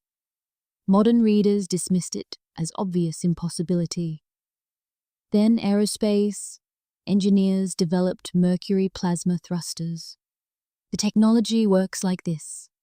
Mercury heated to extremely high temperatures becomes vapor, then plasma. Magnetic fields ionize the plasma, stripping electrons. Electric fields accelerate the ionized mercury particles to extreme velocity. Newton's third law does the rest. Expelling high-velocity particles in one direction generates thrust in the opposite direction. It's real technology, developed in the 1960s, currently used in satellite propulsion systems. Now reread ancient descriptions. Mercury in sealed containers, subjected to heat, spinning rapidly, generating light and thrust. The texts don't explain magnetic field generation or ionization processes. Those details are missing, but the described results match what mercury plasma propulsion produces: heat, light, and thrust. Either ancient Indians accidentally predicted technology that wouldn't be developed for millennia, or they were describing something they'd observed without fully understanding the physics making it work. The power requirements remain the critical problem. Ion drives work in space, where minimal thrust produces acceleration over time. But lifting a vehicle against Earth's gravity requires enormous, continuous power. In ancient texts, don't describe energy sources adequate for that demand. This gap suggests either the texts are incomplete, describing propulsion systems without explaining power generation, or the ancient technology used different physics that the texts don't capture accurately. Some physicists propose that ancient descriptions of Mercury spinning at tremendous speed might refer to temperatures and velocities far exceeding what ancient technology could achieve with mechanical means, perhaps describing observed effects without understanding they witnessed plasma physics. A medieval observer watching a jet engine might describe air and fire contained in metal, roaring and producing movement, without grasping combustion chemistry or thermodynamics. Accurate observation, incomplete understanding, and multiple attempts have been made to build working Vimana models using ancient specifications, and none have achieved sustained flight. Most barely function at all, but several experiments produced interesting results. Mercury vapor propulsion systems generated measurable thrust, insufficient for practical use, but demonstrating the principle wasn't complete fantasy. Unusual airframe shapes created unexpected lift characteristics when tested in wind tunnels. Described energy systems produced power output, though nowhere near requirements for flight. These partial successes are scientifically fascinating. Complete failure would confirm the texts are pure fantasy. Complete success would validate ancient aviation. But partial success suggests something more interesting. The texts preserve fragments of genuine knowledge, are incomplete transmission of technologies once understood better, or accurate observation of effects without understanding causes. Ancient texts describe other propulsion systems beyond Mercury engines. Sound-based propulsion matching sonic levitation principles, using acoustic waves to suspend objects. Modern physics confirms this is possible. Researchers have levitated small objects using focused sound waves. Scaling up to lift vehicles remains impractical with current technology, but the underlying physics is sound. How did ancient texts describe a concept that required modern physics to verify? Electromagnetic propulsion gets mentioned, using attractive and repulsive forces between metals. This roughly describes magnetic levitation, technology developed in the 20th century for trains and experimental vehicles. The texts don't explain electromagnetic theory, but they describe effects consistent with electromagnetic forces producing movement. Solar energy conversion appears in multiple texts. Devices that capture the sun's power and store it for later use. This is essentially describing solar cells and batteries. Technologies developed thousands of years after these texts were written. The described mechanisms aren't accurate by modern standards, but the concept, converting sunlight to stored electrical energy, is correct. Each individual parallel could be coincidence. Ancient peoples, speculating about possible technologies, might occasionally guess correctly by chance.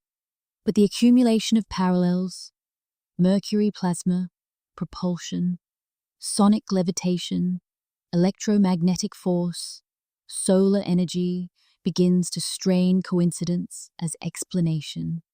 Either ancient Indians were remarkably lucky guessers, or they had access to knowledge about energy and propulsion that mainstream history doesn't account for.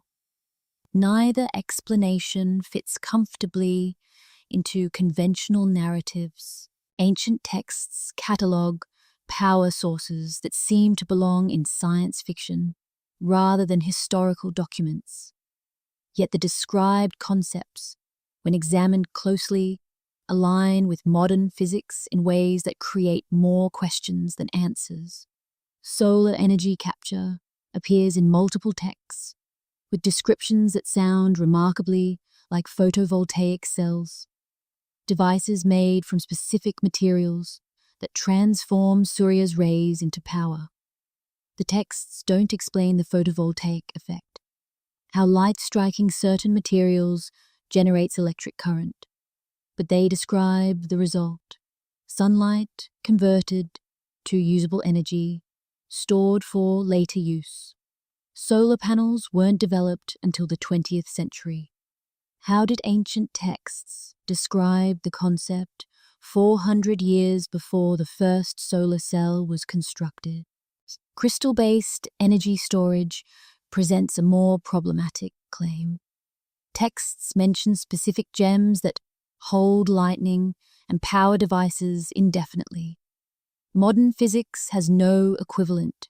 No crystals store significant electrical energy perpetually. But piezoelectric crystals do generate electricity under mechanical stress. Ancient Indians extensively used crystals in various applications, documenting their properties in detail. Perhaps texts conflate piezoelectric effects with energy storage, describing observed electrical generation without understanding the mechanism.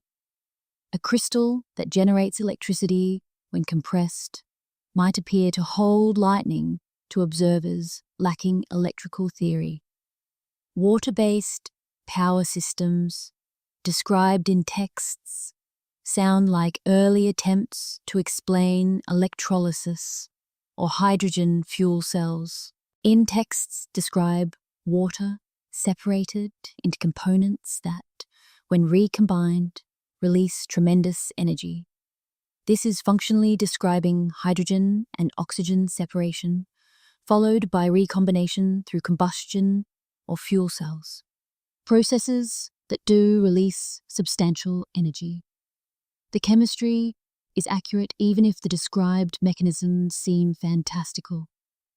Ancient authors might have observed these effects without understanding molecular composition or electrochemistry. Most intriguing are descriptions of ambient energy collection, devices that gather Shakti from the air. In ancient Indian physics, Shakti represents fundamental energy permeating existence. Texts describe technologies capturing this ambient energy for practical use. This sounds like pure mysticism until you consider modern research into atmospheric electricity, quantum vacuum energy, and zero-point field theories. Mainstream physics remains skeptical about extracting usable energy from these sources, but cutting-edge research continues exploring these possibilities. Ancient texts describing ambient energy collection might not be fantasy. They might be documenting concepts modern physics is only beginning to seriously investigate. Consider the philosophical implications. If ancient Indians understood solar energy, conversion, piezoelectric effects, hydrogen fuel principles, and theoretical ambient energy collection, they possessed sophisticated understanding of energy physics. Not complete understanding, the texts lack detailed mechanism explanations modern physics provides, but conceptual understanding sufficient to identify multiple potential energy sources and describe their applications. This creates a spectrum of possibilities. Perhaps ancient Indians theoretically deduced these energy concepts through observation and experimentation, achieving conceptual understanding without technological implementation. This would require extraordinary scientific insight, but doesn't require accepting they built functioning aircraft.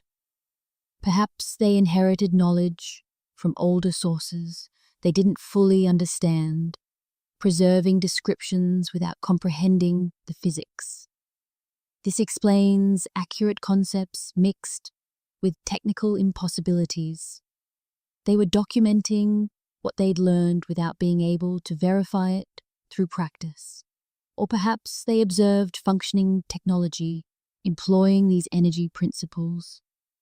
Perhaps ancient India, or some predecessor civilization, actually developed solar energy conversion in electrochemical power generation and other advanced energy systems. This explains both the conceptual accuracy and the technical gaps. Later generations documented what they'd seen or inherited without retaining the engineering knowledge to rebuild it. Arthur C. Clarke's third law states that sufficiently advanced technology appears indistinguishable from magic. Perhaps ancient texts describing energy sources read as mystical because they're attempting to document advanced technology using pre-scientific vocabulary. Crystals that hold lightning might be ancient description of electrical capacitors or batteries. Devices gathering Shakti from air might describe atmospheric electrical collection or other ambient energy technologies. The described effects are real. We've developed many of these technologies.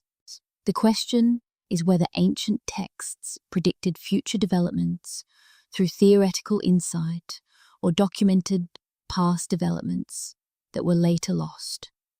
Modern science has validated ancient Indian knowledge in multiple domains: mathematical concepts, metallurgical techniques, astronomical calculations, medical principles, all dismissed initially, later confirmed accurate.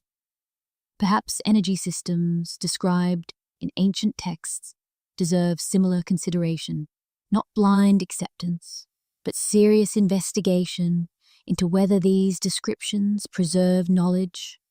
Mainstream history has overlooked.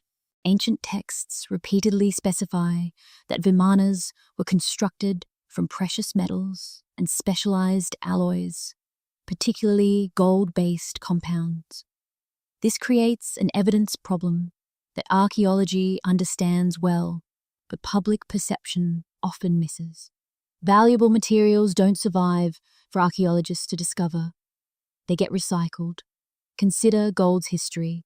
Despite millennia of human civilization producing golden artifacts, relatively little ancient gold exists in museums compared to pottery or stone tools.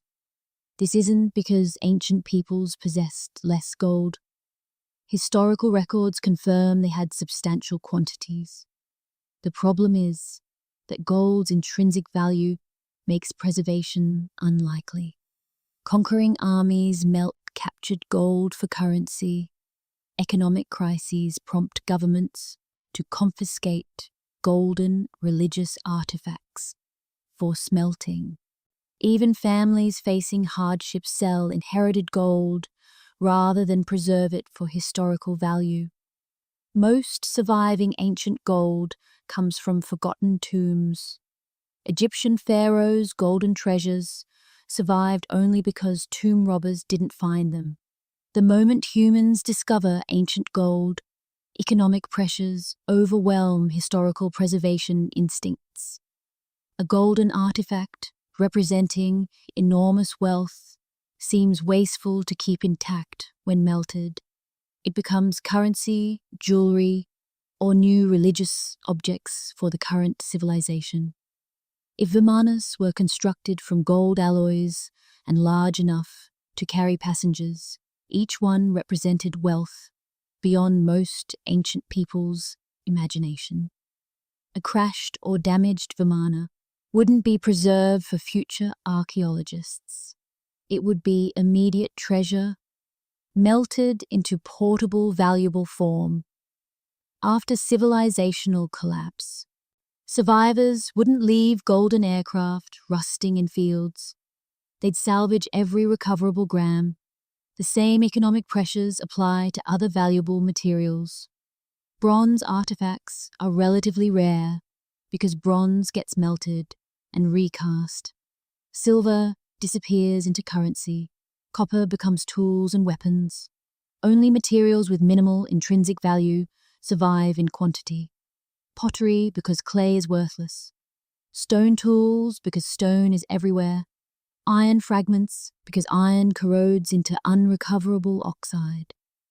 The Delhi pillar's preservation is exceptional, precisely because it's iron, not gold. Iron has some value, but not enough that ancient peoples bothered melting down a religiously significant pillar. If it were golden, it would have been melted centuries ago, regardless of historical or religious importance.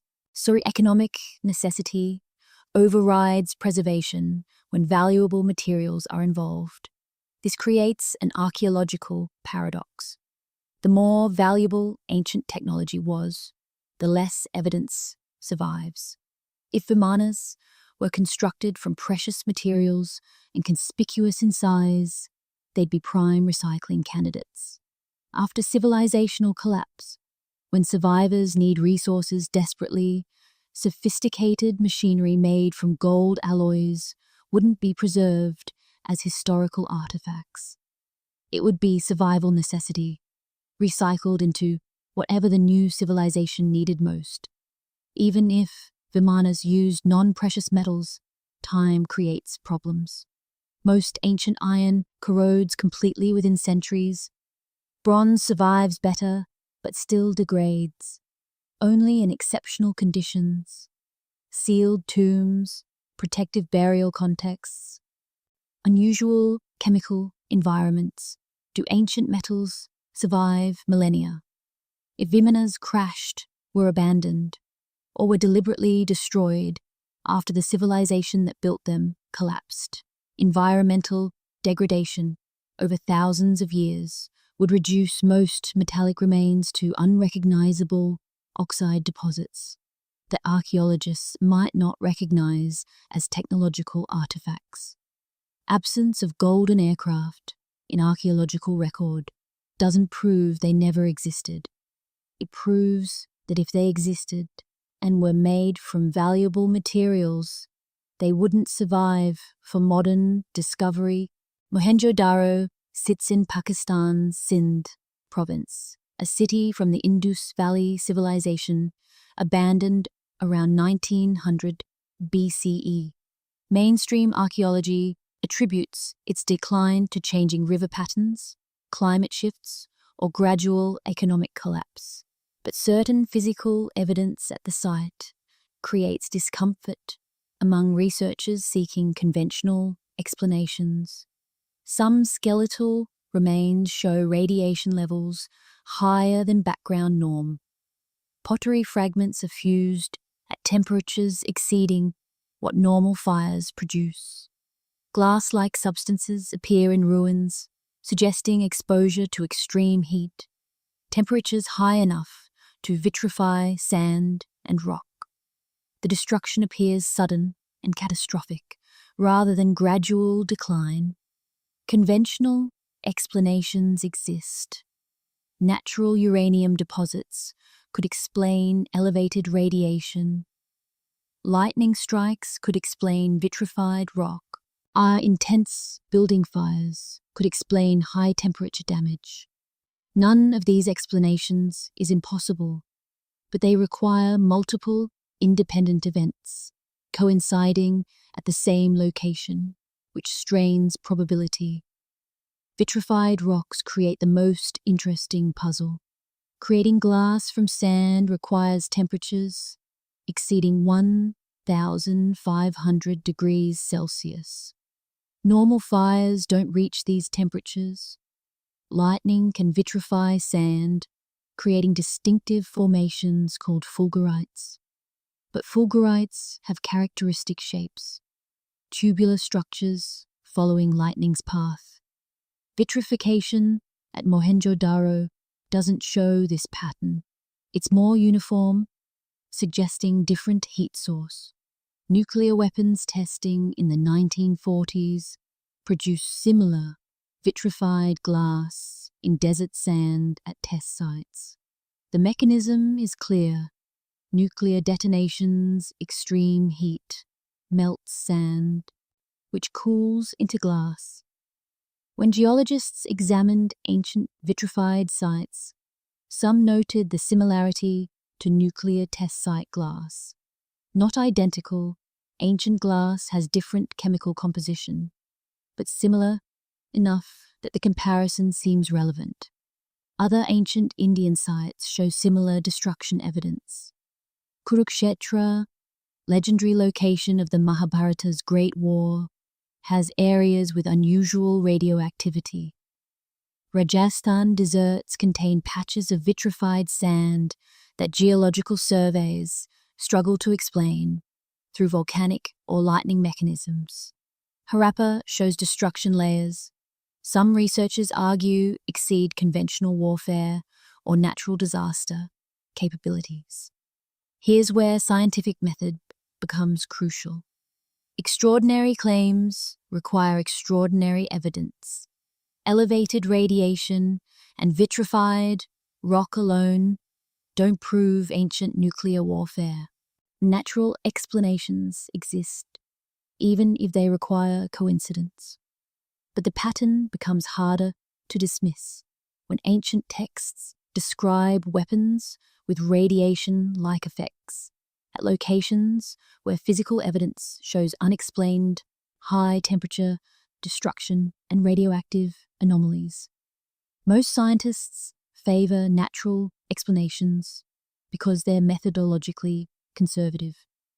When multiple explanations exist, choose the one requiring fewest extraordinary assumptions. Natural radioactive deposits are known to exist. Lightning strikes are common. Ancient fires could accumulate effects over time. These conventional explanations don't require revising human technological history, so they're preferred. But methodological conservatism can become methodological blindness. When researchers default to conventional explanations for ambiguous evidence, genuinely anomalous findings might get classified into familiar categories without rigorous investigation. This isn't conspiracy, it's human psychology. We pattern match new observations to existing frameworks. Evidence that doesn't fit gets dismissed as anomaly or error rather than challenging our frameworks.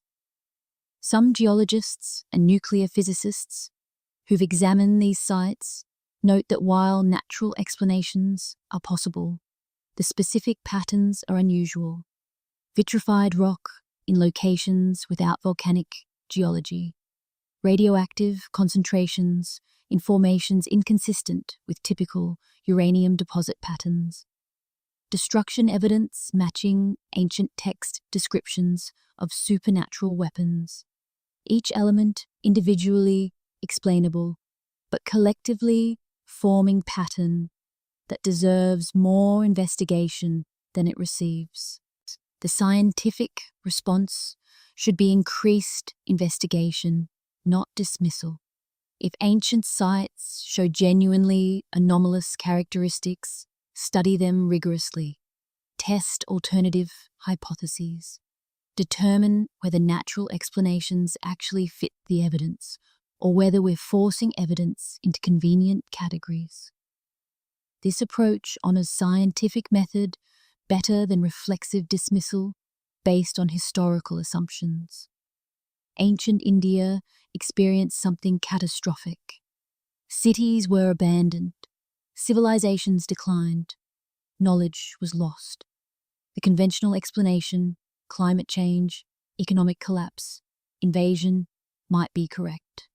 But physical evidence of high temperature, destruction, radioactive anomalies, and textual descriptions of devastating weapons creates an alternative hypothesis worth investigating, not accepting uncritically, but not dismissing without thorough scientific examination. The evidence exists. The question is whether we're interpreting it correctly or allowing historical assumptions to override what the physical evidence actually shows. Walk through ancient Indian temples and you'll encounter stone carvings everywhere. Gods and demons, mythological scenes, religious symbolism. Mainstream archaeology catalogues these as devotional art, visual representations of spiritual concepts, not historical documentation. But examine certain carvings more carefully, and something doesn't quite fit the purely religious interpretation. Ellora caves contain a carving depicting a being inside what appears to be a vehicle. The vehicle has internal mechanisms visible in the stonework, structural supports, what might be control surfaces. The occupant isn't floating divinely. They're sitting in an operational position, hands positioned as if manipulating controls. The entire carving suggests design and function rather than pure symbolism. Mainstream interpretation calls it a divine chariot. Certainly possible. Hindu iconography traditionally depicts gods traveling in vehicles, but compare this carving to other divine vehicle depictions. Most show stylized representations, gods sitting on lotuses, riding birds, floating on clouds. These Ellora carvings show mechanical detail, components that serve apparent function, symmetrical construction, suggesting engineering rather than organic, divine forms. The Ayana temple in Tamil Nadu contains a figure in a flying vehicle wearing what appears to be a helmet or head covering. The proportions are anatomically realistic. This isn't a god depicted with multiple arms and divine radiance.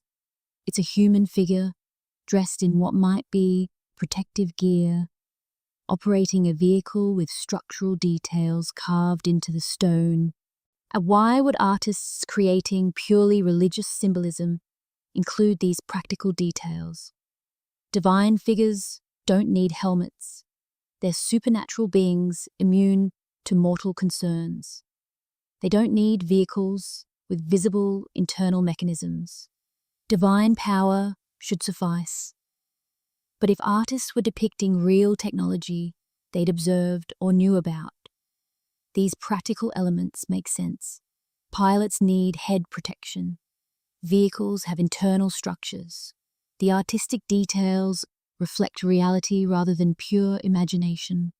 Temple carvings at Virupaksha show what some interpret as aerial combat scenes, multiple flying figures engaging each other. Projectiles shown in flight, energy beams rendered as carved lines radiating from vehicles. The artistic style suggests action documentation rather than pure symbolism. And these aren't gods majestically floating. They're craft maneuvering, attacking, defending. The counter-argument is valid. Hindu art traditionally depicts spiritual flight and divine combat. These could be symbolic representations of philosophical concepts, rather than technological documentation. Religious art mixes realistic and symbolic elements routinely. A carving showing both human warriors and multi-armed deities isn't documenting reality. It's conveying spiritual truths through visual metaphor. But here's what's interesting. Certain vehicle designs appear consistently across multiple temples in different regions and different time periods. If these were pure artistic imagination, you'd expect variation, individual artists interpreting divine vehicles according to personal creativity. Instead, and some designs show technical consistency, suggesting artists worked from common templates or descriptions. The Dharasuram temple carvings show vehicles with visible internal components, landing gear-like structures extending from the underside, pilot positions clearly defined within the craft. These details seem excessive for purely symbolic art. Religious symbolism typically emphasizes spiritual meaning, not mechanical accuracy. Why would multiple artists across different eras include engineering details in their religious carvings if depicting pure mythology? Compare this to dragon depictions across cultures. European, Chinese, Mesoamerican, and African dragons all differ substantially because each culture imagined them differently. No physical template existed, so artistic interpretation varied wildly.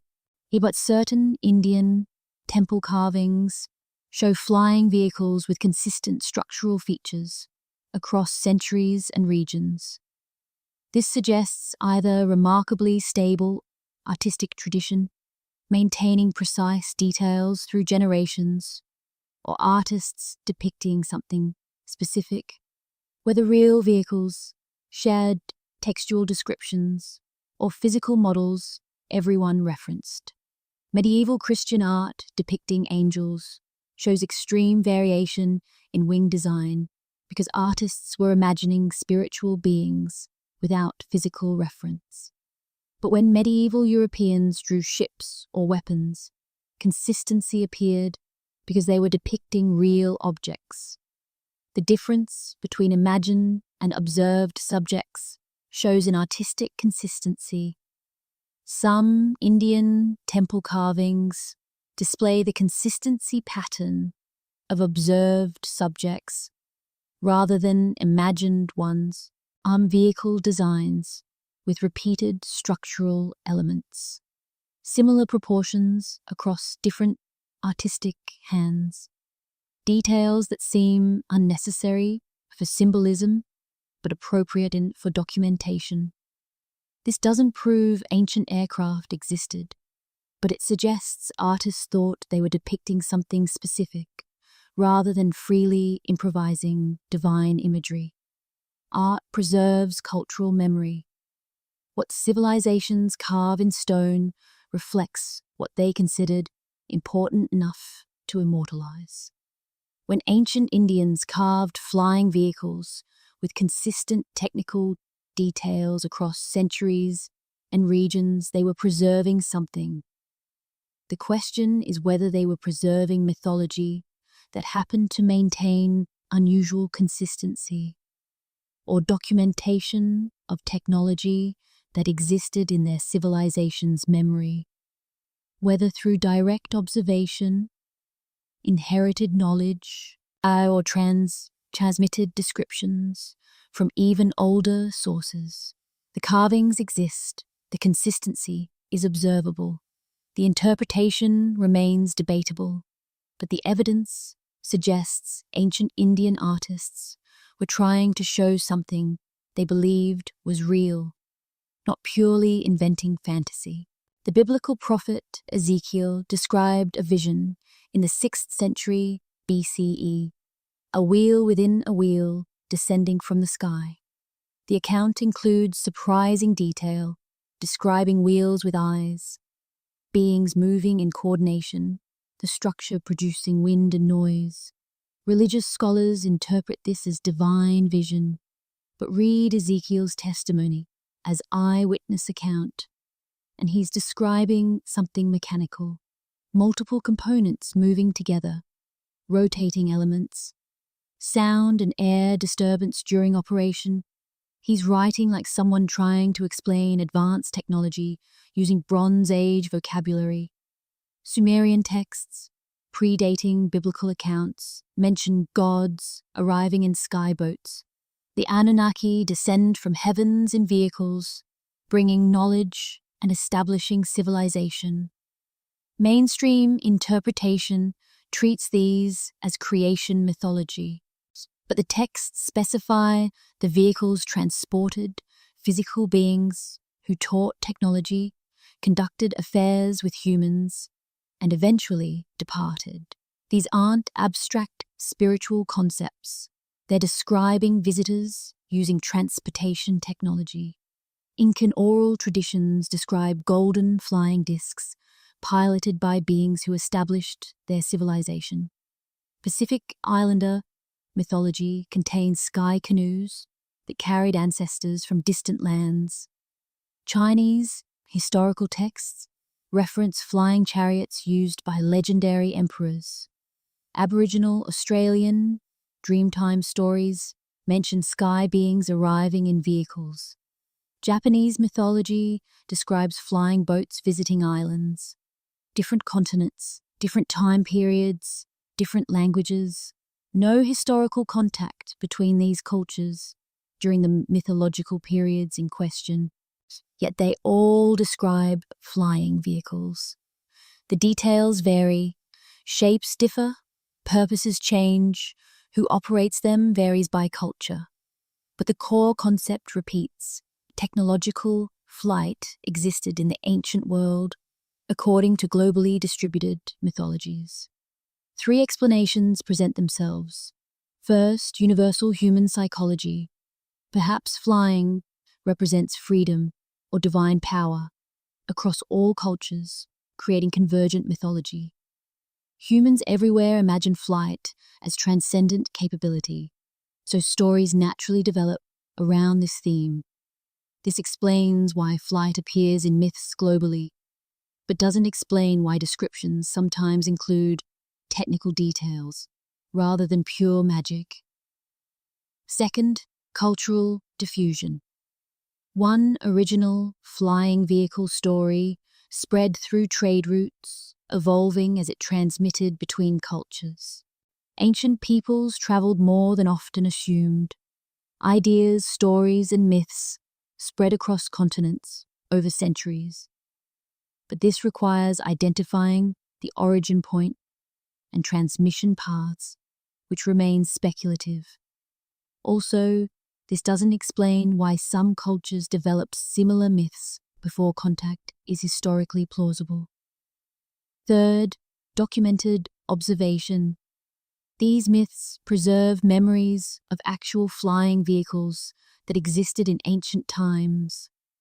If a technologically advanced civilization predated known history, encountered multiple later cultures, or left technology that various ancient peoples discovered, it would generate similar myths globally. Each culture would interpret the technology through their conceptual framework, creating mythological variations on technological reality. Each explanation has problems.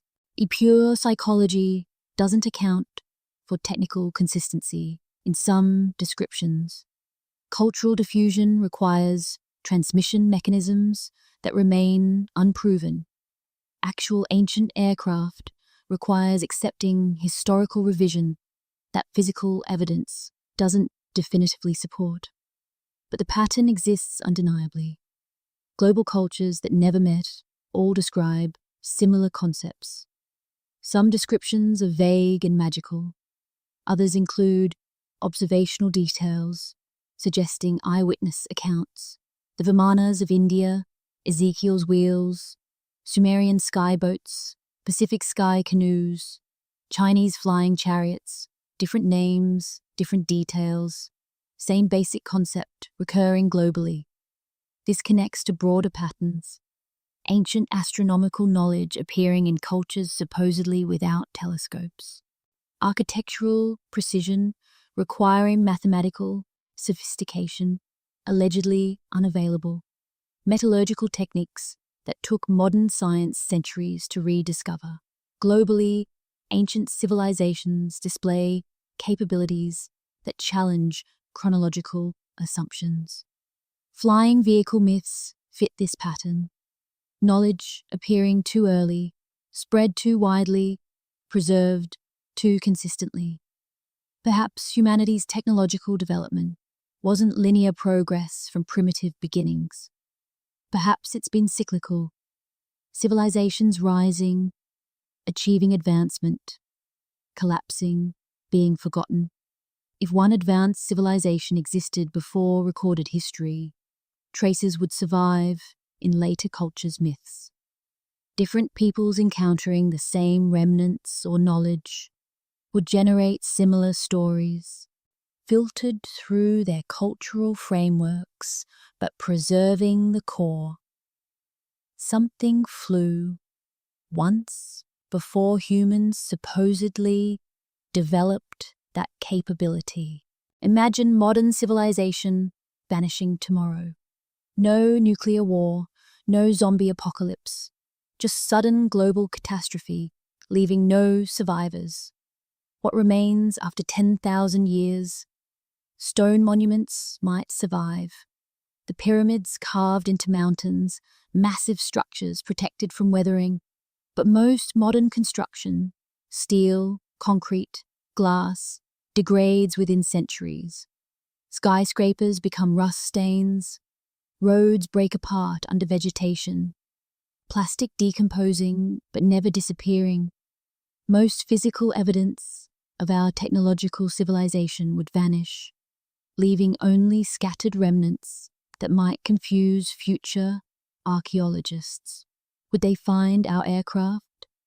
Commercial jets are aluminum, which corrodes. Military planes contain advanced materials, but in limited quantities. After millennia of weathering, rust, and geological activity, would recognizable aircraft survive? Probably not. They might find strange metal deposits in areas that were airports, unusual material concentrations requiring explanation, but intact aircraft unlikely. What would survive? Radioactive materials, nuclear power plants leave isotopic signatures for millennia. Certain ceramics and glass, gold and platinum artifacts, some plastics as microparticles, stone construction, but most evidence of our technological sophistication would degrade beyond recognition. Future civilizations might conclude early 21st century humans were less advanced than we actually were, because they'd only find our most primitive, durable artifacts. This thought experiment explains why advanced prehistoric civilization evidence might be scarce. If such civilization existed 10,000 or more years ago, used different materials than our industrial model, suffered catastrophic collapse, environmental degradation would eliminate most physical traces. We might be searching for evidence that couldn't survive even if it existed. Perhaps prehistoric advanced civilization didn't follow our technological path. We developed industrial technology, fossil fuels, steel, combustion engines, but technology can develop along different trajectories. Biological technology, working with living systems, crystalline technology, manipulating material properties, energy manipulation rather than fuel combustion. If ancient civilizations mastered different physics or chemistry, their technology wouldn't resemble ours. We might not recognize their artifacts as technological at all. The Sphinx water erosion hypothesis suggests construction predating known Egyptian civilization. Geological weathering patterns indicate water erosion. But Giza hasn't had sufficient rainfall in known history to produce those patterns. Either the erosion analysis is wrong, or the Sphinx is older than Egyptologists claim. built when Giza's climate was wetter, before known dynastic Egyptian civilization existed. Megalithic structures globally show precision stoneworking techniques that seem to require advanced tools. Not impossible with patience and primitive technology, but remarkably difficult. The accepted explanation, ancient peoples had more time and patience than modern builders, might be correct. Or perhaps some ancient cultures possessed advanced tools that didn't survive for archaeological discovery. The Piri Reis map from 1513 shows Antarctic coastlines with geographic accuracy not achieved again until 20th century surveys. The map itself isn't ancient, but the cartographer claimed he compiled it from older sources, some predating known civilizations. Either he fabricated this claim, or sources existed documenting Antarctic geography from when the continent wasn't ice-covered, which requires civilization conducting Antarctic cartography over 12,000 years ago. Out-of-place artifacts, objects appearing in geological strata, predating their supposed invention, occasionally surface, then get explained as hoaxes, contamination, or dating errors. Most probably are, but if even a few are genuine, they suggest technological development didn't follow the linear timeline we assume. So mainstream archaeology resists prehistoric, advanced civilization theories for good reason: lack of comprehensive material culture evidence. If advanced civilization existed, where are their cities, factories, infrastructure, burial sites? Why don't we find continuous archaeological layers showing their cultural development? Without this evidence, extraordinary claims about lost civilizations remain speculation. But absence of evidence isn't evidence of absence, especially when considering how little of Earth's surface receives archaeological investigation. We've thoroughly surveyed tiny fractions of potential sites. Most ancient coastal cities would now be underwater due to sea level rise after the last ice age. Most ancient settlements could be buried under meters of geological deposits. We're searching for needles in a planetary haystack, and we've barely begun looking. Perhaps no advanced prehistoric civilization existed. Perhaps current chronology is correct, but perhaps not. Perhaps we're civilization number 2, or 10, or 100. Perhaps human history contains chapters we've forgotten, cycles of advancement and collapse, leaving only fragmentary evidence, too scattered to reconstruct definitively. Approximately 12,800 years ago, Earth's climate shifted abruptly. The Younger Dryas period began with temperatures plunging, glaciers re-advancing, massive ecological disruption. Megafauna, mammoths, giant sloths, saber-toothed cats went extinct. Human populations declined dramatically. Then just as suddenly, temperatures rebounded, ice melted rapidly, sea levels rose over 100 meters. Civilizations existing on Ice Age coastlines would have drowned.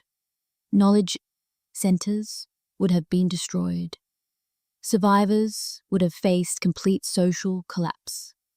Geological evidence suggests possible asteroid or comet impacts triggered this catastrophe. The Younger Dryas boundary layer contains unusual materials consistent with extraterrestrial impact. Platinum anomalies, microscopic diamonds formed under extreme pressure, and widespread carbon deposits suggesting massive fires. Some researchers propose a comet airburst or multiple impact events caused the climate disruption, extinction events, and human population collapse. Imagine advanced civilization existing before these impacts, built on fertile coastlands, developed over thousands of years, possessing sophisticated technology. Then catastrophe. Impact. Dr. Mirananda, historian of science at Jawaharlal Nehru University, doesn't mince words when discussing Vimanas. Their mythology, religious literature containing fantastical elements that modern enthusiasts misinterpret as technology. Reading ancient texts literally ignores their purpose, genre, and cultural context. Her position represents mainstream academic consensus. Vimanas are divine vehicles symbolizing God's supernatural powers. Ancient cultures worldwide depicted deities transcending earthly limitations through flight. India is no exception. The flying chariots, celestial weapons, and magical capabilities described in texts are religious metaphor, not historical documentation. The skeptical argument rests on several foundations. First, genre matters. The Mahabharata and Ramayana are religious epics, are not technical manuals or historical chronicles. They contain gods, supernatural events, moral parables, philosophical teachings. Reading them as literal history misunderstands their purpose. They're transmitting cultural values and religious beliefs, not documenting technological achievements. When the Mahabharata describes weapons bright as 10,000 suns, skeptics note this is obvious, poetic exaggeration. Ancient warfare was brutal, traumatic, devastating to survivors. Authors described battles in heightened language, conveying emotional impact. Hyperbole serves literary purpose, making readers feel warfare's horror and scale. Taking these descriptions literally would be like future archaeologists concluding 21st century humans possessed actual bombshells based on colloquial language in our texts. Second, extraordinary claims require extraordinary evidence. Fragmentary textual descriptions aren't sufficient to overturn established historical chronology. Physical evidence for ancient aircraft remains absent. No manufacturing facilities, no crashed vehicles, no component parts, no pilot training schools, no fuel refineries. If ancient Indians possessed working aircraft, comprehensive supporting infrastructure would have existed. Archaeology should find this evidence. It doesn't. The metallurgical achievements skeptics acknowledge, the Delhi pillar, Wootz steel, but note these demonstrate advanced but conventional ancient technology. Creating rust-resistant iron or superior steel doesn't require believing ancient Indians built aircraft. The leap from they were good metallurgists to they had aviation technology requires evidence that doesn't exist. Third, confirmation bias affects Vimana research.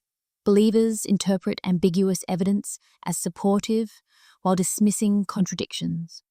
When ancient texts describe flying vehicles, it's taken literally. When the same texts describe gods with multiple arms or supernatural powers, those elements get dismissed as metaphor. This selective literalism reveals motivated reasoning, accepting what supports the preferred conclusion, rejecting what contradicts it.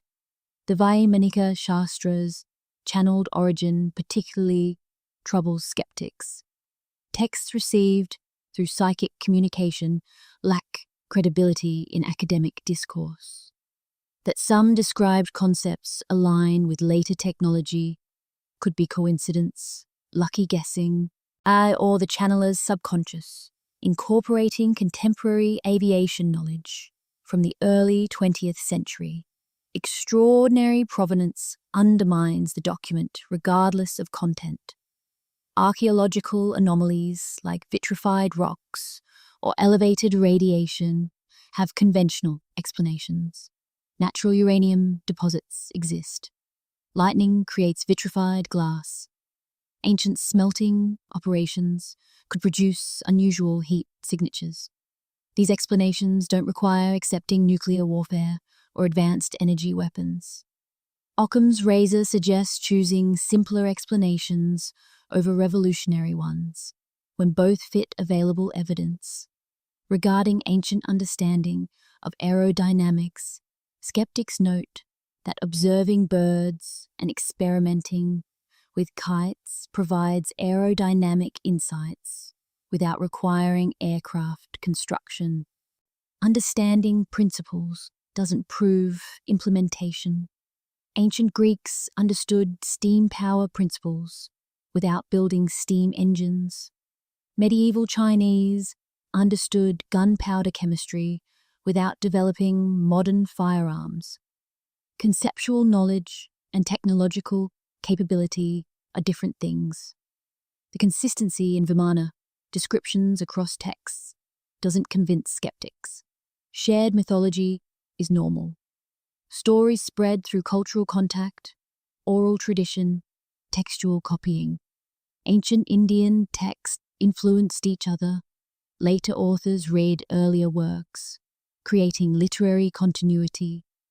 Consistent descriptions might reflect literary tradition rather than technological reality. Dr. Nanda emphasizes that serious ancient Indian achievements, mathematics, astronomy, medicine, metallurgy, get overshadowed by sensational claims about flying machines. So we should celebrate genuine accomplishments based on solid evidence, rather than promoting speculative claims that make Indian scientific history look ridiculous to international academic community. The real achievements are impressive enough without inventing fantasy ones. The skeptical position isn't dismissive of ancient Indian civilization. It's methodologically conservative, requiring physical evidence proportional to extraordinary claims. Texts alone, especially religious texts, don't constitute proof of advanced technology.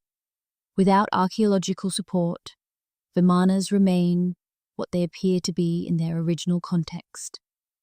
Mythological vehicles serving narrative and religious purposes, not historical documentation of ancient aviation. This skepticism isn't closed-mindedness. It's scientific method. Show compelling physical evidence, and conclusions change. But textual references, artistic depictions, and archaeological anomalies with alternative explanations don't meet the evidentiary threshold for revising human technological history. Praveen Mohan stands in a temple corridor, camera focused on stone carvings most visitors ignore. His YouTube channel has millions of subscribers watching him decode what he considers evidence mainstream archaeology deliberately overlooks. Look at the precision, the repeated designs, the technical details. You can dismiss one carving as artistic imagination, but when you see the same specific details across dozens of temples built centuries apart, that's documentation. His perspective represents alternative archaeology. Researchers who argue mainstream academia exhibits institutional bias against evidence contradicting established chronology. They contend anomalous findings get dismissed or ignored rather than investigated because accepting them would threaten existing paradigms, academic careers, and institutional authority. Alternative researchers acknowledge ancient texts served religious purposes, but argue this doesn't automatically make their content fictional. Historical chronicles throughout cultures mix religious framework with factual reporting. Medieval European texts reference divine providence while documenting real wars. Islamic histories invoke Allah while recording accurate political events. Religious language doesn't invalidate factual content. It reflects how ancient cultures processed and preserved information. Regarding physical evidence absence, alternative researchers argue we're not looking properly or recognizing what we find. Museums worldwide contain artifacts labeled ceremonial objects or religious ornaments based on assumption rather than analysis.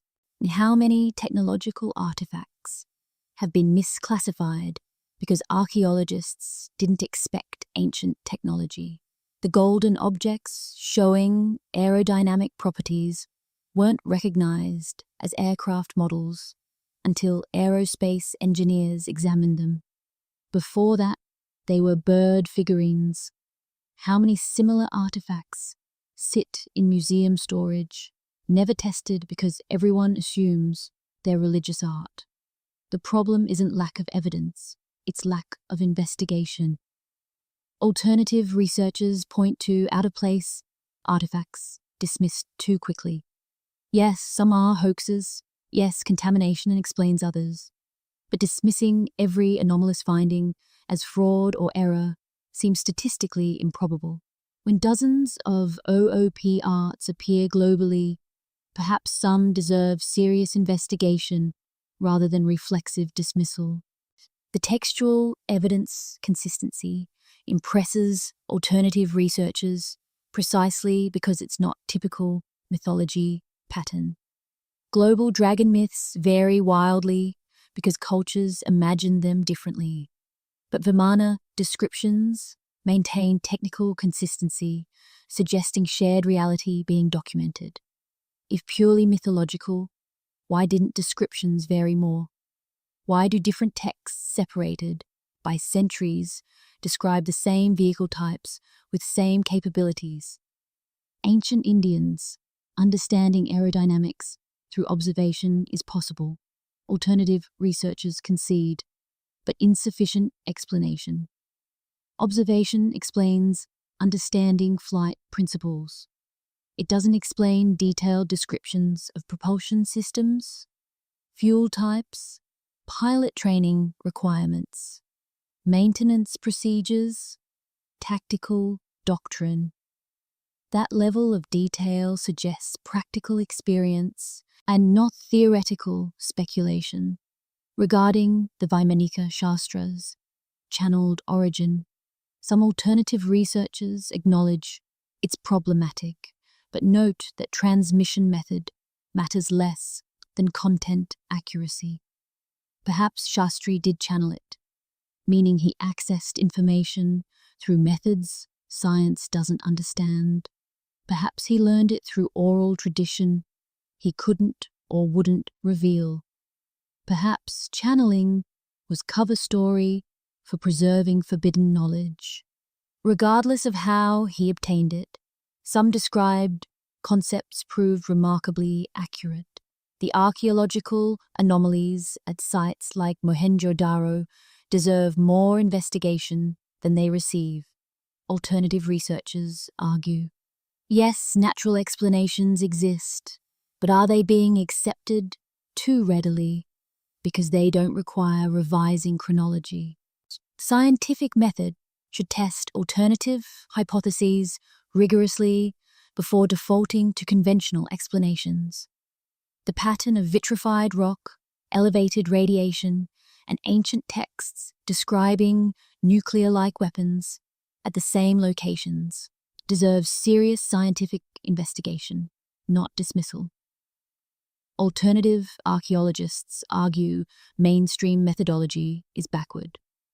Instead of requiring conventional explanation possibilities to be exhausted before considering alternatives, genuinely anomalous evidence should prompt investigation of alternative hypotheses even when conventional explanations exist.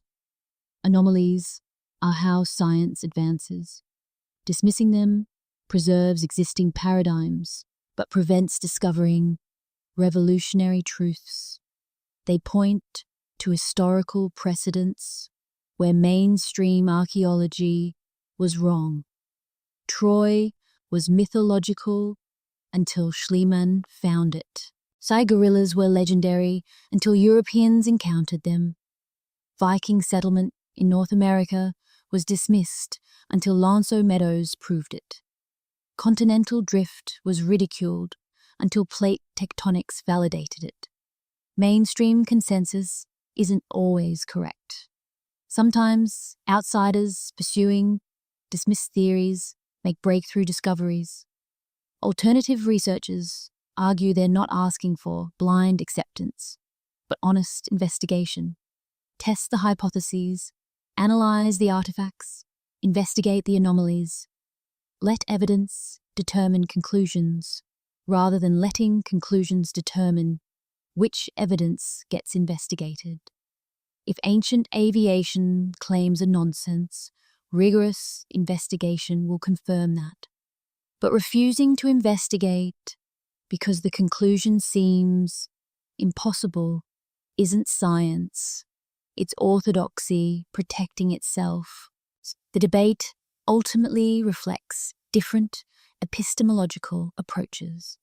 Mainstream archaeology values methodological conservatism, requiring overwhelming evidence before accepting extraordinary claims. Alternative archaeology values exploratory investigation, arguing that potential revolutionary discoveries justify investigating low probability possibilities. Both approaches have merit. Both have limitations. The question is whether evidence should determine what we investigate, or whether what we're willing to investigate determines what evidence we find. Dr. Amelia Sparavigna, physicist at Politecnico di Torino, studies ancient technology without committing to extreme positions. Her research examines how ancient peoples understood physical principles through observation and experimentation, achieving sophisticated results without modern theoretical frameworks. The question isn't whether ancient Indians had Boeing 747s, she explains. It's whether they understood aerodynamic principles, developed flight-capable devices at some scale, and preserved this knowledge in their literature. Those possibilities exist between complete fantasy and fully functional jet aircraft. This middle ground position acknowledges evidence both sides present, while avoiding unsupported conclusions. Ancient Indians definitely possessed sophisticated knowledge. Their mathematics, astronomy, metallurgy, and medicine demonstrate scientific thinking. Whether this extended to aviation technology remains uncertain, but their capability shouldn't be underestimated. The textual descriptions could preserve genuine aerodynamic knowledge without proving actual aircraft. Ancient Indians might have experimented with kites, gliders, and model aircraft, developing aerodynamic insights they documented in texts. Later generations reading these texts without experimental context might have embellished observations into accounts of full-size vehicles. The seed of truth exists, but grew into mythology through transmission. Some Vimana descriptions might document real devices, not conventional aircraft, but sophisticated kites, large gliders, possibly balloon-like structures. Ancient Chinese developed kites, large enough to lift humans. Why couldn't Indians achieve similar results? Such devices would seem miraculous to observers, generating stories that evolved into Vimana myths. The consistency in descriptions across texts might reflect accurate preservation of earlier experimental knowledge combined with later elaboration. Core aerodynamic concepts remain consistent, because they're based on real physics. Fantastical additions, weapons, invisibility, space travel, represent later mythological enhancement. Both elements coexist in the texts. The metallurgical evidence definitely shows advanced capability. Whether this capability extended to aircraft construction can't be confirmed without physical remains, but acknowledging ancient Indians could have attempted aviation based on their demonstrated metallurgical sophistication seems reasonable. Whether they succeeded remains unknown. Archaeological anomalies deserve investigation without predetermined conclusions. Vitrified rocks, elevated radiation, and unusual destruction patterns might have natural explanations, but investigation should be rigorous rather than dismissive. Science advances by investigating anomalies, not explaining them away. The Vaimanika Shastra presents a unique challenge. Its origin is questionable, but some content is accurate. This could mean the channeler subconsciously incorporated contemporary aviation knowledge. The text preserves fragments of genuine ancient knowledge transmitted through routes Shastri didn't acknowledge, or its elaborate fabrication with some lucky guesses. Without more evidence, certainty isn't possible. Middle ground researchers argue both extremes oversimplify, and believers accept every ancient claim literally, ignoring obvious mythology. Skeptics dismiss everything as pure fantasy, ignoring genuine technical knowledge. Reality likely exists between extremes. Ancient Indians possessed sophisticated understanding that impressed their contemporaries and got preserved in texts mixing fact with mythology. Perhaps ancient Indians built gliders that seemed miraculous to observers.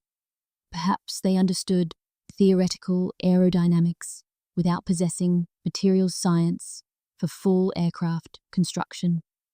Perhaps they encountered older technology. They tried reverse engineering with partial success. Perhaps their texts preserve accurate knowledge of principles we've independently rediscovered, making the descriptions seem prophetic when they're actually documentation of ancient scientific inquiry. This middle position frustrates both sides. Believers want validation that ancient aircraft existed. Skeptics want dismissal of the whole concept as nonsense. But scientific honesty requires acknowledging uncertainty when evidence is ambiguous. The texts exist and contain technical knowledge.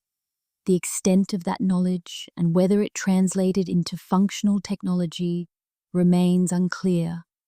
The value in middle ground thinking is it keeps investigation open while maintaining standards. It doesn't require accepting unsupported claims, but doesn't reflexively reject possibilities because they're uncomfortable. Ancient civilizations achieved remarkable things. The specifics of what they achieved regarding aviation remain uncertain. But uncertainty isn't failure. It's honest assessment when evidence permits no definitive conclusion. Perhaps future discoveries will vindicate believers or confirm skeptics. Until then, acknowledging what we know, ancient Indians possessed sophisticated technical knowledge. What we don't know, whether this included aviation technology, and what remains possible, that some Vimana descriptions preserve fragments of genuine aerodynamic understanding, represents the most intellectually honest position available. In 2015, at the Indian Science Congress, a presentation claimed ancient Indians invented aircraft thousands of years before the Wright Brothers. The speaker cited Vimanas as proof. International media mocked the claim. Indian scientists internally cringed. The incident exemplified a tension within modern India between celebrating scientific heritage and maintaining credibility. Post-independence India has struggled with this balance. Colonial narratives minimized or dismissed Indian scientific achievements. British education taught Indians their culture was backward, their history irrelevant, their contributions negligible. Independence brought desire to reclaim cultural pride by highlighting ancient achievements. This movement produced legitimate discoveries. Ancient Indian mathematics revolutionized world mathematics. Zero decimal systems, trigonometric concepts, all originated in Indian mathematical traditions. These aren't controversial, they're historically documented, mathematically verifiable, globally acknowledged achievements. Ayurvedic medicine principles have proven pharmacologically valid. Certain ancient metallurgical techniques have been decoded and validated. Astronomical calculations in ancient texts have proven remarkably accurate. India's scientific heritage contains genuine brilliance that mainstream global science increasingly recognizes. But the movement also generates overreach. Enthusiasm for ancient achievements sometimes exceeds evidence. Claims about ancient surgery techniques, advanced chemistry, and yes, aviation technology often rest on textual interpretation rather than physical evidence. When prominent scientists or politicians endorse these claims at official venues, it damages India's scientific reputation internationally. The Vimanas controversy crystallizes this tension. For some Indians, Vimanas represent national pride, proof that Indian civilization achieved technological sophistication, rivaling or exceeding Western achievements. Accepting them validates cultural identity against colonial narratives of Indian backwardness. For others, especially working scientists, Vimana claims embarrass India by making its scientific community seem credulous. They argue that genuine ancient achievements, mathematics, astronomy, metallurgy, get overshadowed by sensational claims about flying machines. International colleagues dismiss Indian science as ideologically driven rather than evidence-based. Dr. Venkatraman Ramakrishnan, a Nobel laureate in chemistry and Indian-born scientist, has criticized pseudo-scientific claims at Indian science conferences. We should celebrate actual achievements based on evidence. Making exaggerated claims about ancient technology makes legitimate Indian scientific contributions seem questionable. It's counterproductive. But political and cultural pressures influence academic discourse. Ministers promoting scientific nationalism encourage research into ancient technology. Universities face pressure to support cultural heritage claims. Scientists who publicly challenge popular ancient technology claims sometimes face backlash, accusing them of Western bias or cultural betrayal. Educational debates reflect this tension. Some Indian states have proposed teaching Vimanas in schools. Proponents argue students should learn their cultural heritage. Critics argue schools should distinguish between mythology and technology, religious literature and historical fact. The debate becomes proxy battle for larger questions about Indian identity, cultural authenticity, and relationship with Western science. International Indian diaspora scientists watch these controversies with concern. They've worked to establish credibility in global scientific communities. When Indian Science Congress features presentations about ancient aircraft, it reinforces stereotypes about Indian science they've fought against. They want India recognized for contemporary scientific achievements and legitimate historical contributions, not sensational claims about ancient technologies, yet dismissing all ancient technology research as pseudoscience might be overcorrection.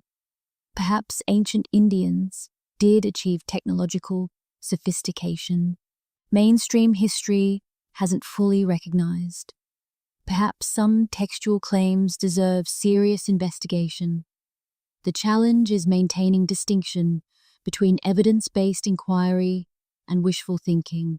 The Vimana debate within India isn't really about ancient aircraft.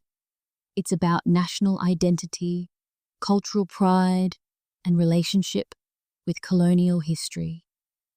It's about who gets to define what counts as knowledge and whose evidence standards prevail. It's about whether modern India celebrates ancient heritage by acknowledging genuine achievements, or by claiming every ancient reference describes literal advanced technology. Navigating this requires nuance that political discourse rarely provides. Yet ancient India achieved remarkable things. Some textual claims might preserve knowledge worth investigating, but evidence standards matter. Scientific credibility requires distinguishing documented achievements from speculative interpretations. India's scientific community can honor heritage while maintaining integrity, but only if cultural enthusiasm doesn't override evidentiary rigor. Imagine tomorrow morning, archaeologists excavating in Rajasthan uncover an intact Vimana. Metallic vehicle, clearly ancient, unmistakably aerodynamic, containing propulsion systems and technical components. Carbon dating confirms age exceeding 3,000 years. Metallurgical analysis reveals advanced alloys. Engineering examination confirms the design would fly. What happens next? First, human history gets rewritten completely. If ancient Indians built aircraft 3,000 years ago, the entire narrative of technological development collapses. We've structured historical understanding around linear technological progress, from primitive to sophisticated, from simple to complex. Ancient aircraft demolishes this framework. It means technological development isn't linear but cyclical. Civilizations rise, achieve advancement, potentially collapse, forcing humanity to rediscover lost knowledge. History becomes cycles of achievement and forgetting, rather than steady progress. Everything we assume about human development requires reconsideration. Archaeological methodology faces revolution. If ancient texts describing impossible technology were actually documenting reality, how many other myths are historical accounts? How many artifacts labeled ceremonial objects are technological devices misidentified? How many archaeological sites dismissed as purely religious are actually technical facilities? Archaeology would need to re-examine its interpretive frameworks from ground up. Ancient astronaut theories gain mainstream credibility. Not necessarily the specific claims made by ancient astronaut proponents, but the general concept that ancient peoples encountered advanced technology. If Vimanas prove real, other impossible ancient achievements become more plausible. Perhaps other cultures also possessed lost technologies. Perhaps global ancient myths preserve more truth than dismissed. Religious texts worldwide require reinterpretation.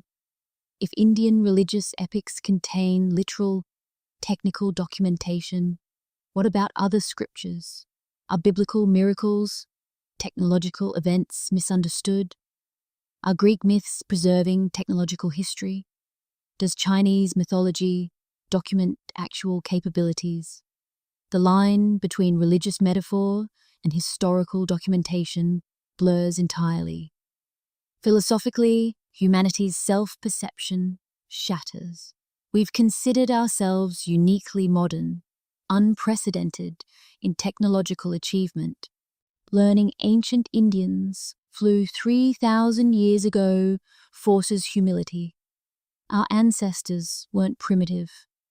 They might have equaled or exceeded our capabilities in some domains. We're not the pinnacle of human achievement. We're perhaps another attempt after previous cycles failed. This humility comes with uncomfortable implications. If ancient civilizations achieved technological sophistication, then collapsed, we're not inherently safe from similar fate. Technology doesn't guarantee civilizational stability. Perhaps achieving dangerous power levels before developing wisdom to manage them is humanity's recurring pattern. Perhaps we're repeating ancient mistakes, racing toward collapse our ancestors already experienced. Practically, aerospace engineers would study ancient technology intensively. If ancient Indians solved flight problems differently than modern engineering, their approaches might inspire innovations. Ancient propulsion systems, materials science, energy sources, all potentially contain insights modern technology hasn't discovered. Perhaps ancient engineering used principles we've overlooked. Energy technology particularly matters. If ancient Vimanas used power sources beyond fossil fuels or conventional electricity, understanding those systems could revolutionize modern energy challenges. Climate change, resource depletion, energy distribution, solutions might exist in ancient knowledge we've dismissed as impossible. Geopolitically, India's status transforms overnight. Possessing archaeological evidence of ancient aviation establishes India as civilization that achieved technological pinnacle millennia before the West. This reshapes global power dynamics, cultural influence, and historical narratives. Indian soft power increases dramatically. Tourist revenue explodes as global attention focuses on ancient sites, potentially containing more discoveries. Scientific institutions face credibility crisis. Mainstream archaeology and history dismissed Vimana claims for decades. If proven wrong, institutional authority weakens. Public trust in expert consensus diminishes. This could strengthen science by demonstrating willingness to change based on evidence, or it could weaken science by validating conspiracy theories about establishment suppressing inconvenient truths. The outcome depends on how institutions respond. Alternative researchers gain vindication. People dismissed as pseudo-scientific cranks would be revealed as correct about major historical revision. This could inspire serious investigation of other dismissed theories, but it might also embolden genuine pseudoscience. If alternative researchers were right about Vimanas, maybe they're right about everything, regardless of evidence. Epistemologically, it forces questioning how we know what we know. If established historical narrative prove fundamentally wrong about ancient capabilities, what else is wrong? This could inspire healthy skepticism about received wisdom, or it could promote unhealthy rejection of all expert knowledge, unable to distinguish genuine revision from baseless speculation. The discovery would be perhaps the most significant archaeological finding in human history, more impactful than Egyptian tombs, more revolutionary than any previous discovery, because it wouldn't just reveal one civilization's achievements, it would fundamentally alter our understanding of human capability, historical development, and our place in time. We'd learn we're not unique pioneers, but latest iteration in potentially long cycle of civilizations, rising and falling. That knowledge changes everything, but morning comes, and no intact Vimana emerges from Rajasthan sands. The questions remain unanswered. The evidence stays ambiguous. The mystery persists suspended between possible and impossible, between documented and dismissed.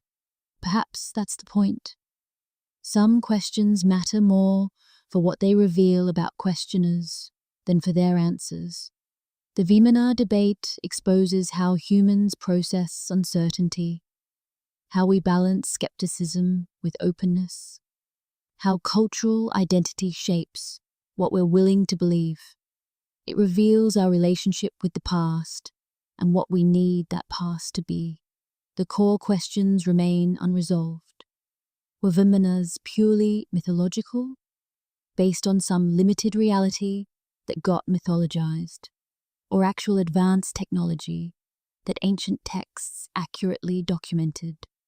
Each answer has evidence supporting it, and none has evidence conclusively proving it. We're left in uncomfortable uncertainty. This uncertainty isn't failure, it's honesty. When evidence is ambiguous, admitting uncertainty is intellectually more rigorous than forcing conclusions.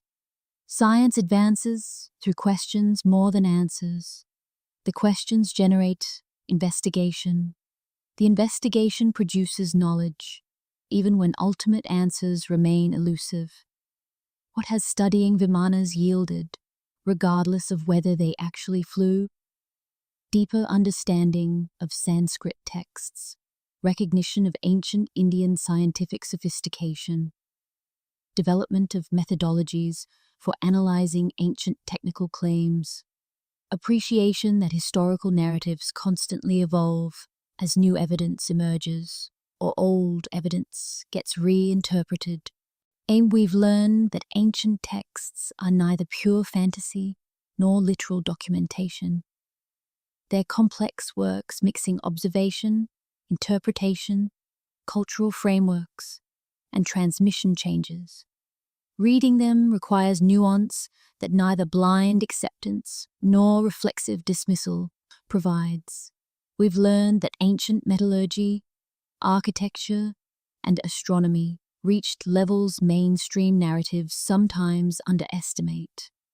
Whether this extended to aviation remains uncertain, but ancient capabilities exceeded what early archaeology assumed. Recognizing genuine ancient achievements matters independently of settling aviation questions. We've learned that archaeology discovers only fraction of past civilizations' material culture. Most physical evidence degrades. Most sites remain unexplored. Absence of evidence doesn't prove absence of capability. This doesn't mean accepting claims without evidence, but recognizing evidence's absence can reflect preservation failure rather than historical impossibility. The Vimana mystery functions as epistemological mirror. What people see reflects their assumptions about ancient capabilities, technological development, historical reliability, and cultural biases. Skeptics see mythology and pseudoscience. Believers see documented truth, suppressed by academic orthodoxy. Both perspectives reveal as much about viewers as about evidence. Perhaps wisdom lies in holding multiple possibilities simultaneously without premature conclusion. Ancient Indians might have theoretically understood flight principles, might have experimented with gliders and kites, might have built limited, flight-capable devices, might have inherited knowledge from older sources. Some might have purely imagined flying vehicles as religious metaphor. Multiple possibilities can coexist when evidence permits no definitive resolution. Different worldviews approach this uncertainty differently. Materialists default to skepticism, requiring physical proof before accepting extraordinary claims. Spiritualists emphasize textual wisdom, trusting ancient sources despite physical evidence absence. Neither approach is inherently wrong. Both offer insights. Both have limitations. Wisdom synthesizes both. Respecting textual claims while demanding physical evidence, maintaining skepticism while remaining open to revision. The investigation continues. Archaeologists keep excavating. Linguists keep translating. Engineers keep analyzing ancient technical descriptions. Each discovery adds information. Each analysis refines understanding. Gradually, accumulating evidence constrains possibilities. We move closer to truth, even without reaching definitive conclusion. Future discoveries might vindicate believers, might confirm skeptics, might reveal something neither side anticipated. History often surprises us. Civilizations achieve unexpected things. Technologies emerge from unexpected sources. Remaining open to surprise while maintaining critical standards is the challenge. The questions that remain aren't just about Vimanas. They're about how we know things, how we balance tradition with evidence, how we respect cultural heritage while maintaining scientific rigor, how we hold uncertainty without forcing premature closure, how we investigate unlikely possibilities without abandoning critical thinking. These epistemological questions matter beyond ancient aviation. They apply to all knowledge domains where evidence is incomplete, where cultural perspectives conflict, where truth proves elusive. Learning to live with productive uncertainty while continuing rigorous investigation. That's the lesson Vimanas teach, regardless of whether they actually flew. The sky above India has witnessed millennia of human story. Whether Vimanas ever traversed it remains uncertain. But the desire to believe they did reveals something essential about human nature. Our need to connect with ancestors, our hunger for wonder, our hope that human potential exceeds current limitations. In that sense, Vimanas fly regardless. In imagination, aspiration, and the eternal human drive to touch the sky and understand mysteries that refuse easy answers. The questions remain. The search continues. And perhaps the journey matters more than any destination. Why do Vimanas captivate modern imagination so powerfully? Why do millions watch YouTube videos examining temple carvings for aircraft evidence? Why do people passionately debate ancient aviation despite ambiguous evidence? Because we need them to be real, not the specific flying machines, but what they represent. Connection with the past, proof our ancestors possessed wisdom we've lost, validation that human achievement extends beyond recent centuries, hope that mysteries remain unsolved and wonders still exist in our rationally explained world. Modern life feels disenchanted. We've mapped Earth. We've explained natural phenomena. We've reduced mysteries to chemical reactions and physical laws. The universe still contains unknowns, but daily life offers little magic. Science has given us tremendous power while taking away some essential human needs: wonder, mystery, the feeling that reality contains depths we haven't plumbed. Ancient mysteries provide what modernity lacks.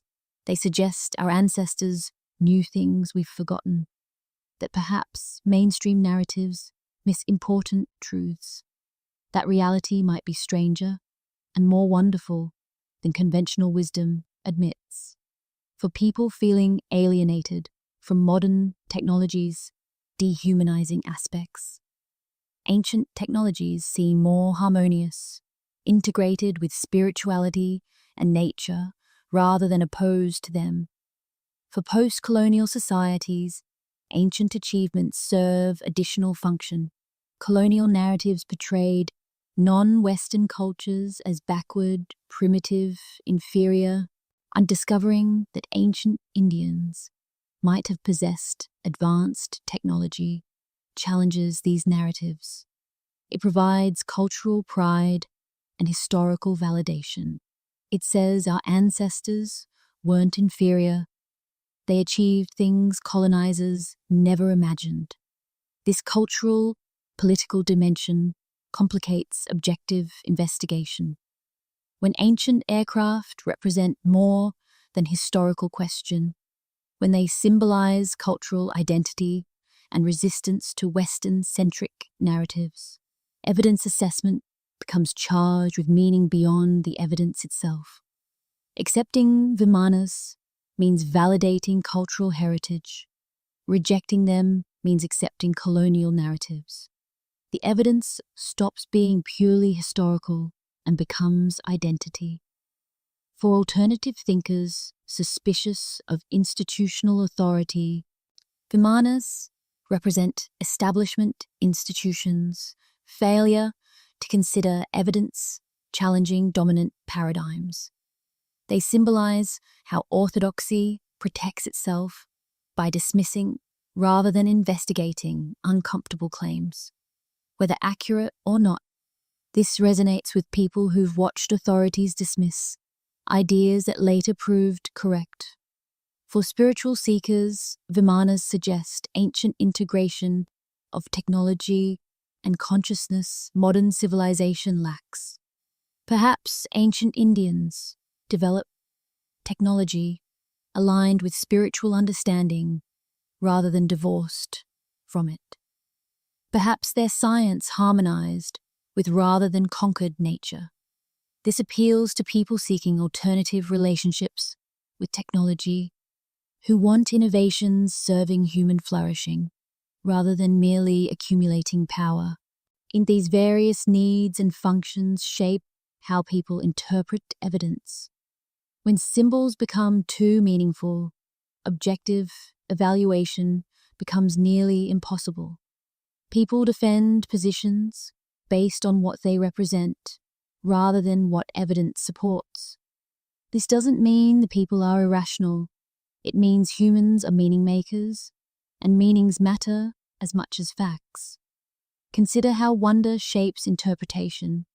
Believers notice consistency in Vimana descriptions. Skeptics notice variations. Both observations are accurate. Texts show both consistency and variation. Which you emphasize depends on what you're looking for. Supporters emphasize technical accuracy in some passages. Critics highlight impossibilities in others. Same texts, different emphasis based on what viewers need to find. This subjective element doesn't mean truth is relative.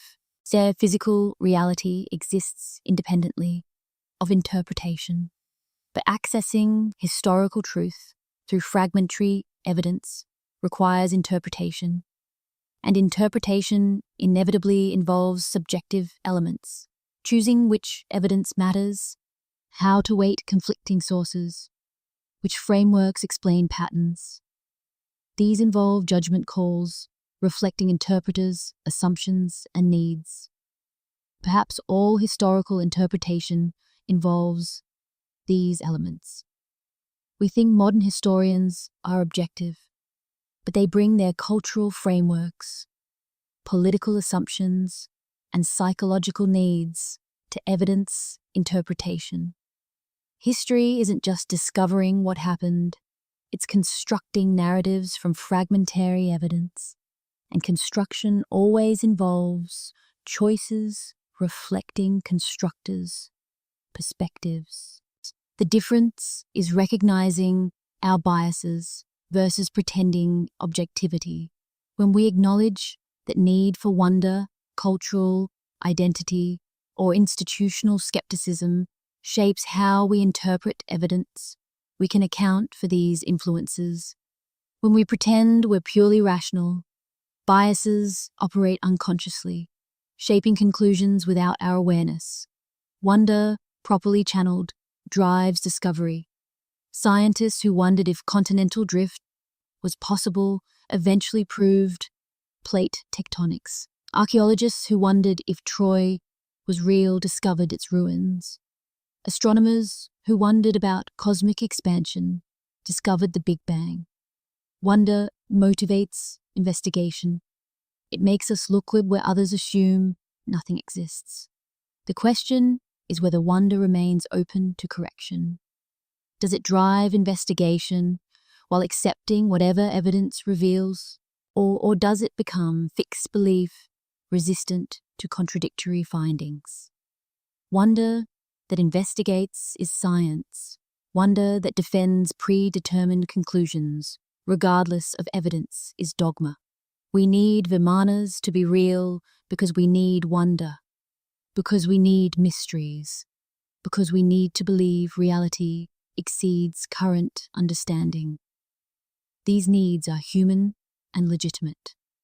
The challenge is pursuing wonder through investigation that follows evidence wherever it leads, even if it leads away from what we hope to find. The investigation doesn't end here. It continues in archaeological excavations currently underway across India, in Sanskrit scholars working through untranslated texts, in metallurgists analyzing ancient alloy compositions, in aerospace, engineers testing whether ancient specifications could produce functional designs. Each project potentially yields insights moving us closer to understanding whether Vimanas were myth, metaphor, or machine. New excavation techniques reveal sites previously undiscoverable. Advanced dating methods provide more accurate chronologies. Material analysis identifies composition with unprecedented precision.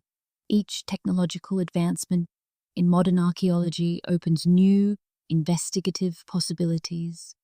Specific research areas might provide clarity. Comprehensive archaeological surveys of potential ancient airfield locations could reveal infrastructure evidence. Chemical analysis of vitrified rocks determining natural versus artificial heating sources. Systematic cataloguing of all Vimana references across texts, with computational linguistic analysis identifying patterns.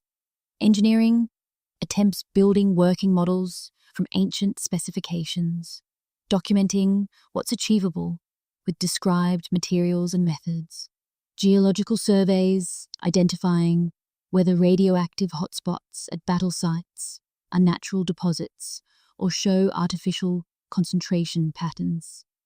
Comparative studies examining whether similar flying vehicle myths globally share common elements, suggesting shared historical basis, or show variation consistent with independent cultural development.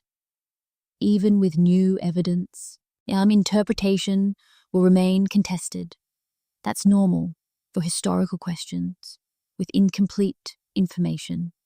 But accumulating evidence gradually constrains possible interpretations. Eventually, one explanation fits data significantly better than alternatives. We're not there yet with Vimanas, but continued investigation moves us closer. Future discoveries might vindicate believers showing physical evidence of ancient aircraft, might confirm skeptics demonstrating texts are purely mythological, might reveal something neither side anticipated, perhaps limited flight capable devices, neither matching claimed capabilities nor being pure fantasy. Audiences can engage with ongoing investigation multiple ways. Visit museums housing ancient Indian artifacts, seeing physical evidence firsthand. Read primary source texts in translation, forming your own interpretations. Follow archaeological discoveries through reputable sources, watching how new findings inform understanding. Support research initiatives, investigating ancient technology claims rigorously rather than promoting or dismissing them reflexively. Maintain balanced perspective between skepticism and openness. Demand evidence for extraordinary claims while remaining open to revising assumptions based on new discoveries. This intellectual stance, critical thinking combined with openness to surprise, serves you beyond ancient aviation questions. It's how to approach any complex question with ambiguous evidence. The documentary aimed not to provide answers, but demonstrate how thoughtful investigation proceeds. Examine evidence from multiple angles, consider various interpretations, acknowledge limitations, and remain open to revision. This methodology applies beyond Vimanas to any complex question where easy answers prove elusive. Historical understanding constantly evolves. Each generation reinterprets the past through contemporary frameworks and available evidence. Future discoveries might vindicate current skeptics or current believers, or reveal both were partially correct in unexpected ways. Until then, we live with uncertainty enriched by investigation, nuanced by evidence, elevated by wonder. Return to that archive in Baroda, where we began. Those palm leaf manuscripts still rest in temperature-controlled cases. The diagrams still show circles within circles, measurements in ancient units, specifications for impossible machines. The Sanskrit words still translate to pilot, fuel chamber, altitude control, so those texts haven't changed. What changes is how we interpret them. Each generation brings different frameworks, different evidence, different willingness to accept possibilities previous generations dismissed. Perhaps our generation will solve the mystery. Perhaps future generations will, armed with technologies and methodologies we haven't developed. Perhaps the mystery remains forever, one of those historical questions humans continue debating because definitive answers prove impossible with available evidence. The sky above India has witnessed millennia of human history, witnessed civilizations rising and falling, witnessed knowledge gained and lost, witnessed humanity's eternal drive to transcend limitations and touch something beyond current boundaries. Whether Vimanas ever flew through that sky remains uncertain, but the desire to believe they did reveals something essentially human. Our need to connect with ancestors, our hunger for wonder, our hope that human potential exceeds current achievements, our drive to touch mysteries that refuse easy explanation. In that sense, Vimanas fly regardless of historical reality. They fly in human imagination and aspiration. They fly in the questions we continue asking, despite ambiguous answers. They fly in the investigation itself, the search for truth through evidence, reason, and openness to possibilities that challenge comfortable assumptions. The ancient texts remain, the mysteries persist, the questions continue, and somewhere between documented history and dismissed mythology, between accepted chronology and ancient claims, between possible and impossible, the Vimanas wait, real or imagined, for the next generation to look up at the sky and wonder what our ancestors knew that we've forgotten. The investigation continues. The door remains open. and the sky remembers everything we've lost and everything we might yet discover. The investigation doesn't end here. It continues in archaeological excavations currently underway across India. In Sanskrit scholars working through untranslated texts, in metallurgists analyzing ancient alloy compositions, in aerospace, engineers testing whether ancient specifications could produce functional designs. Each project potentially yields insights moving us closer to understanding whether Vimanas were myth, metaphor, or machine. New excavation techniques reveal sites previously undiscoverable. Advanced dating methods provide more accurate chronologies. Material analysis identifies composition with unprecedented precision. Each technological advancement in modern archaeology opens new investigative possibilities. Specific research areas might provide clarity. Comprehensive archaeological surveys of potential ancient airfield locations could reveal infrastructure evidence. Chemical analysis of vitrified rocks determining natural versus artificial heating sources.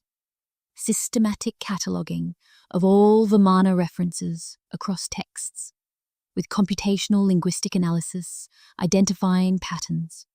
Engineering attempts building working models from ancient specifications, documenting what's achievable with described materials and methods.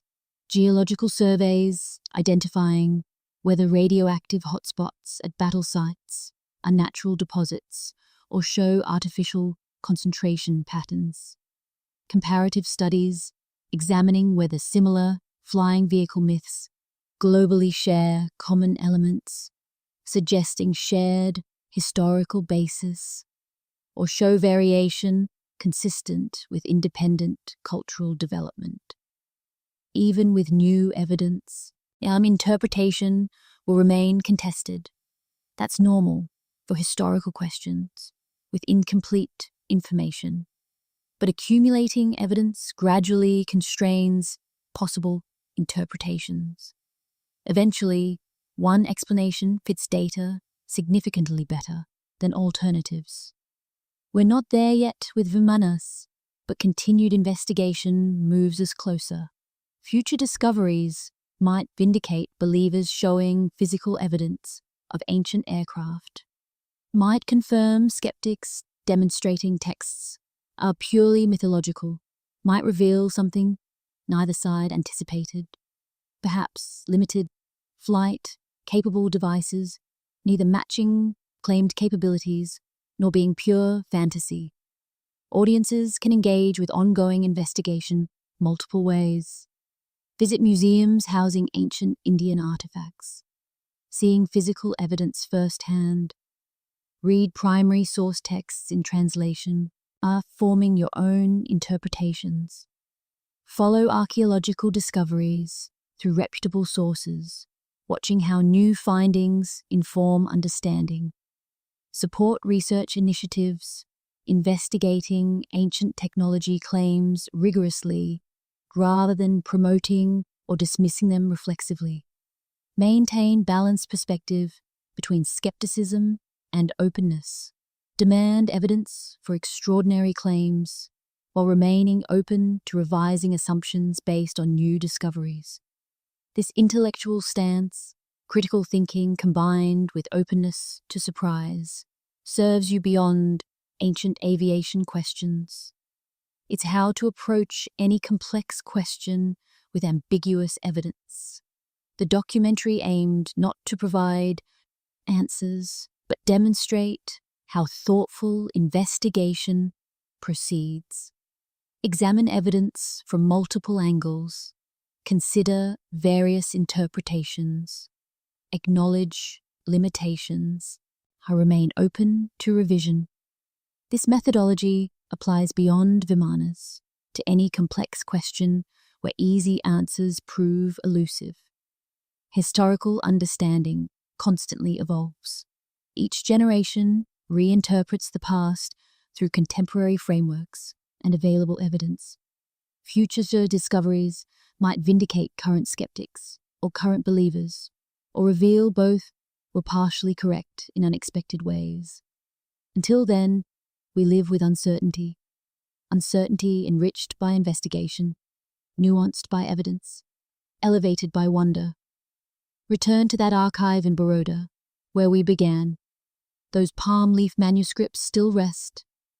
In temperature-controlled cases, the diagrams still show circles within circles, measurements in ancient units, specifications for impossible machines.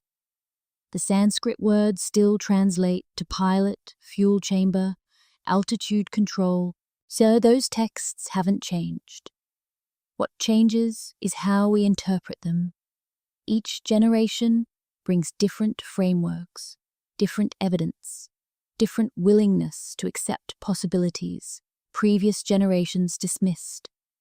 Perhaps our generation will solve the mystery. Perhaps future generations will, armed with technologies and methodologies we haven't developed. Perhaps the mystery remains forever, one of those historical questions humans continue debating because definitive answers prove impossible with available evidence. The sky above India has witnessed millennia of human history, witnessed civilizations rising and falling, witnessed knowledge gained and lost, witnessed humanity's eternal drive to transcend limitations and touch something beyond current boundaries. Whether Vimanas ever flew through that sky remains uncertain, but the desire to believe they did reveals something essentially human. Our need to connect with ancestors, our hunger for wonder, our hope that human potential exceeds current achievements, our drive to touch mysteries that refuse easy explanation. In that sense, Vimanas fly regardless of historical reality.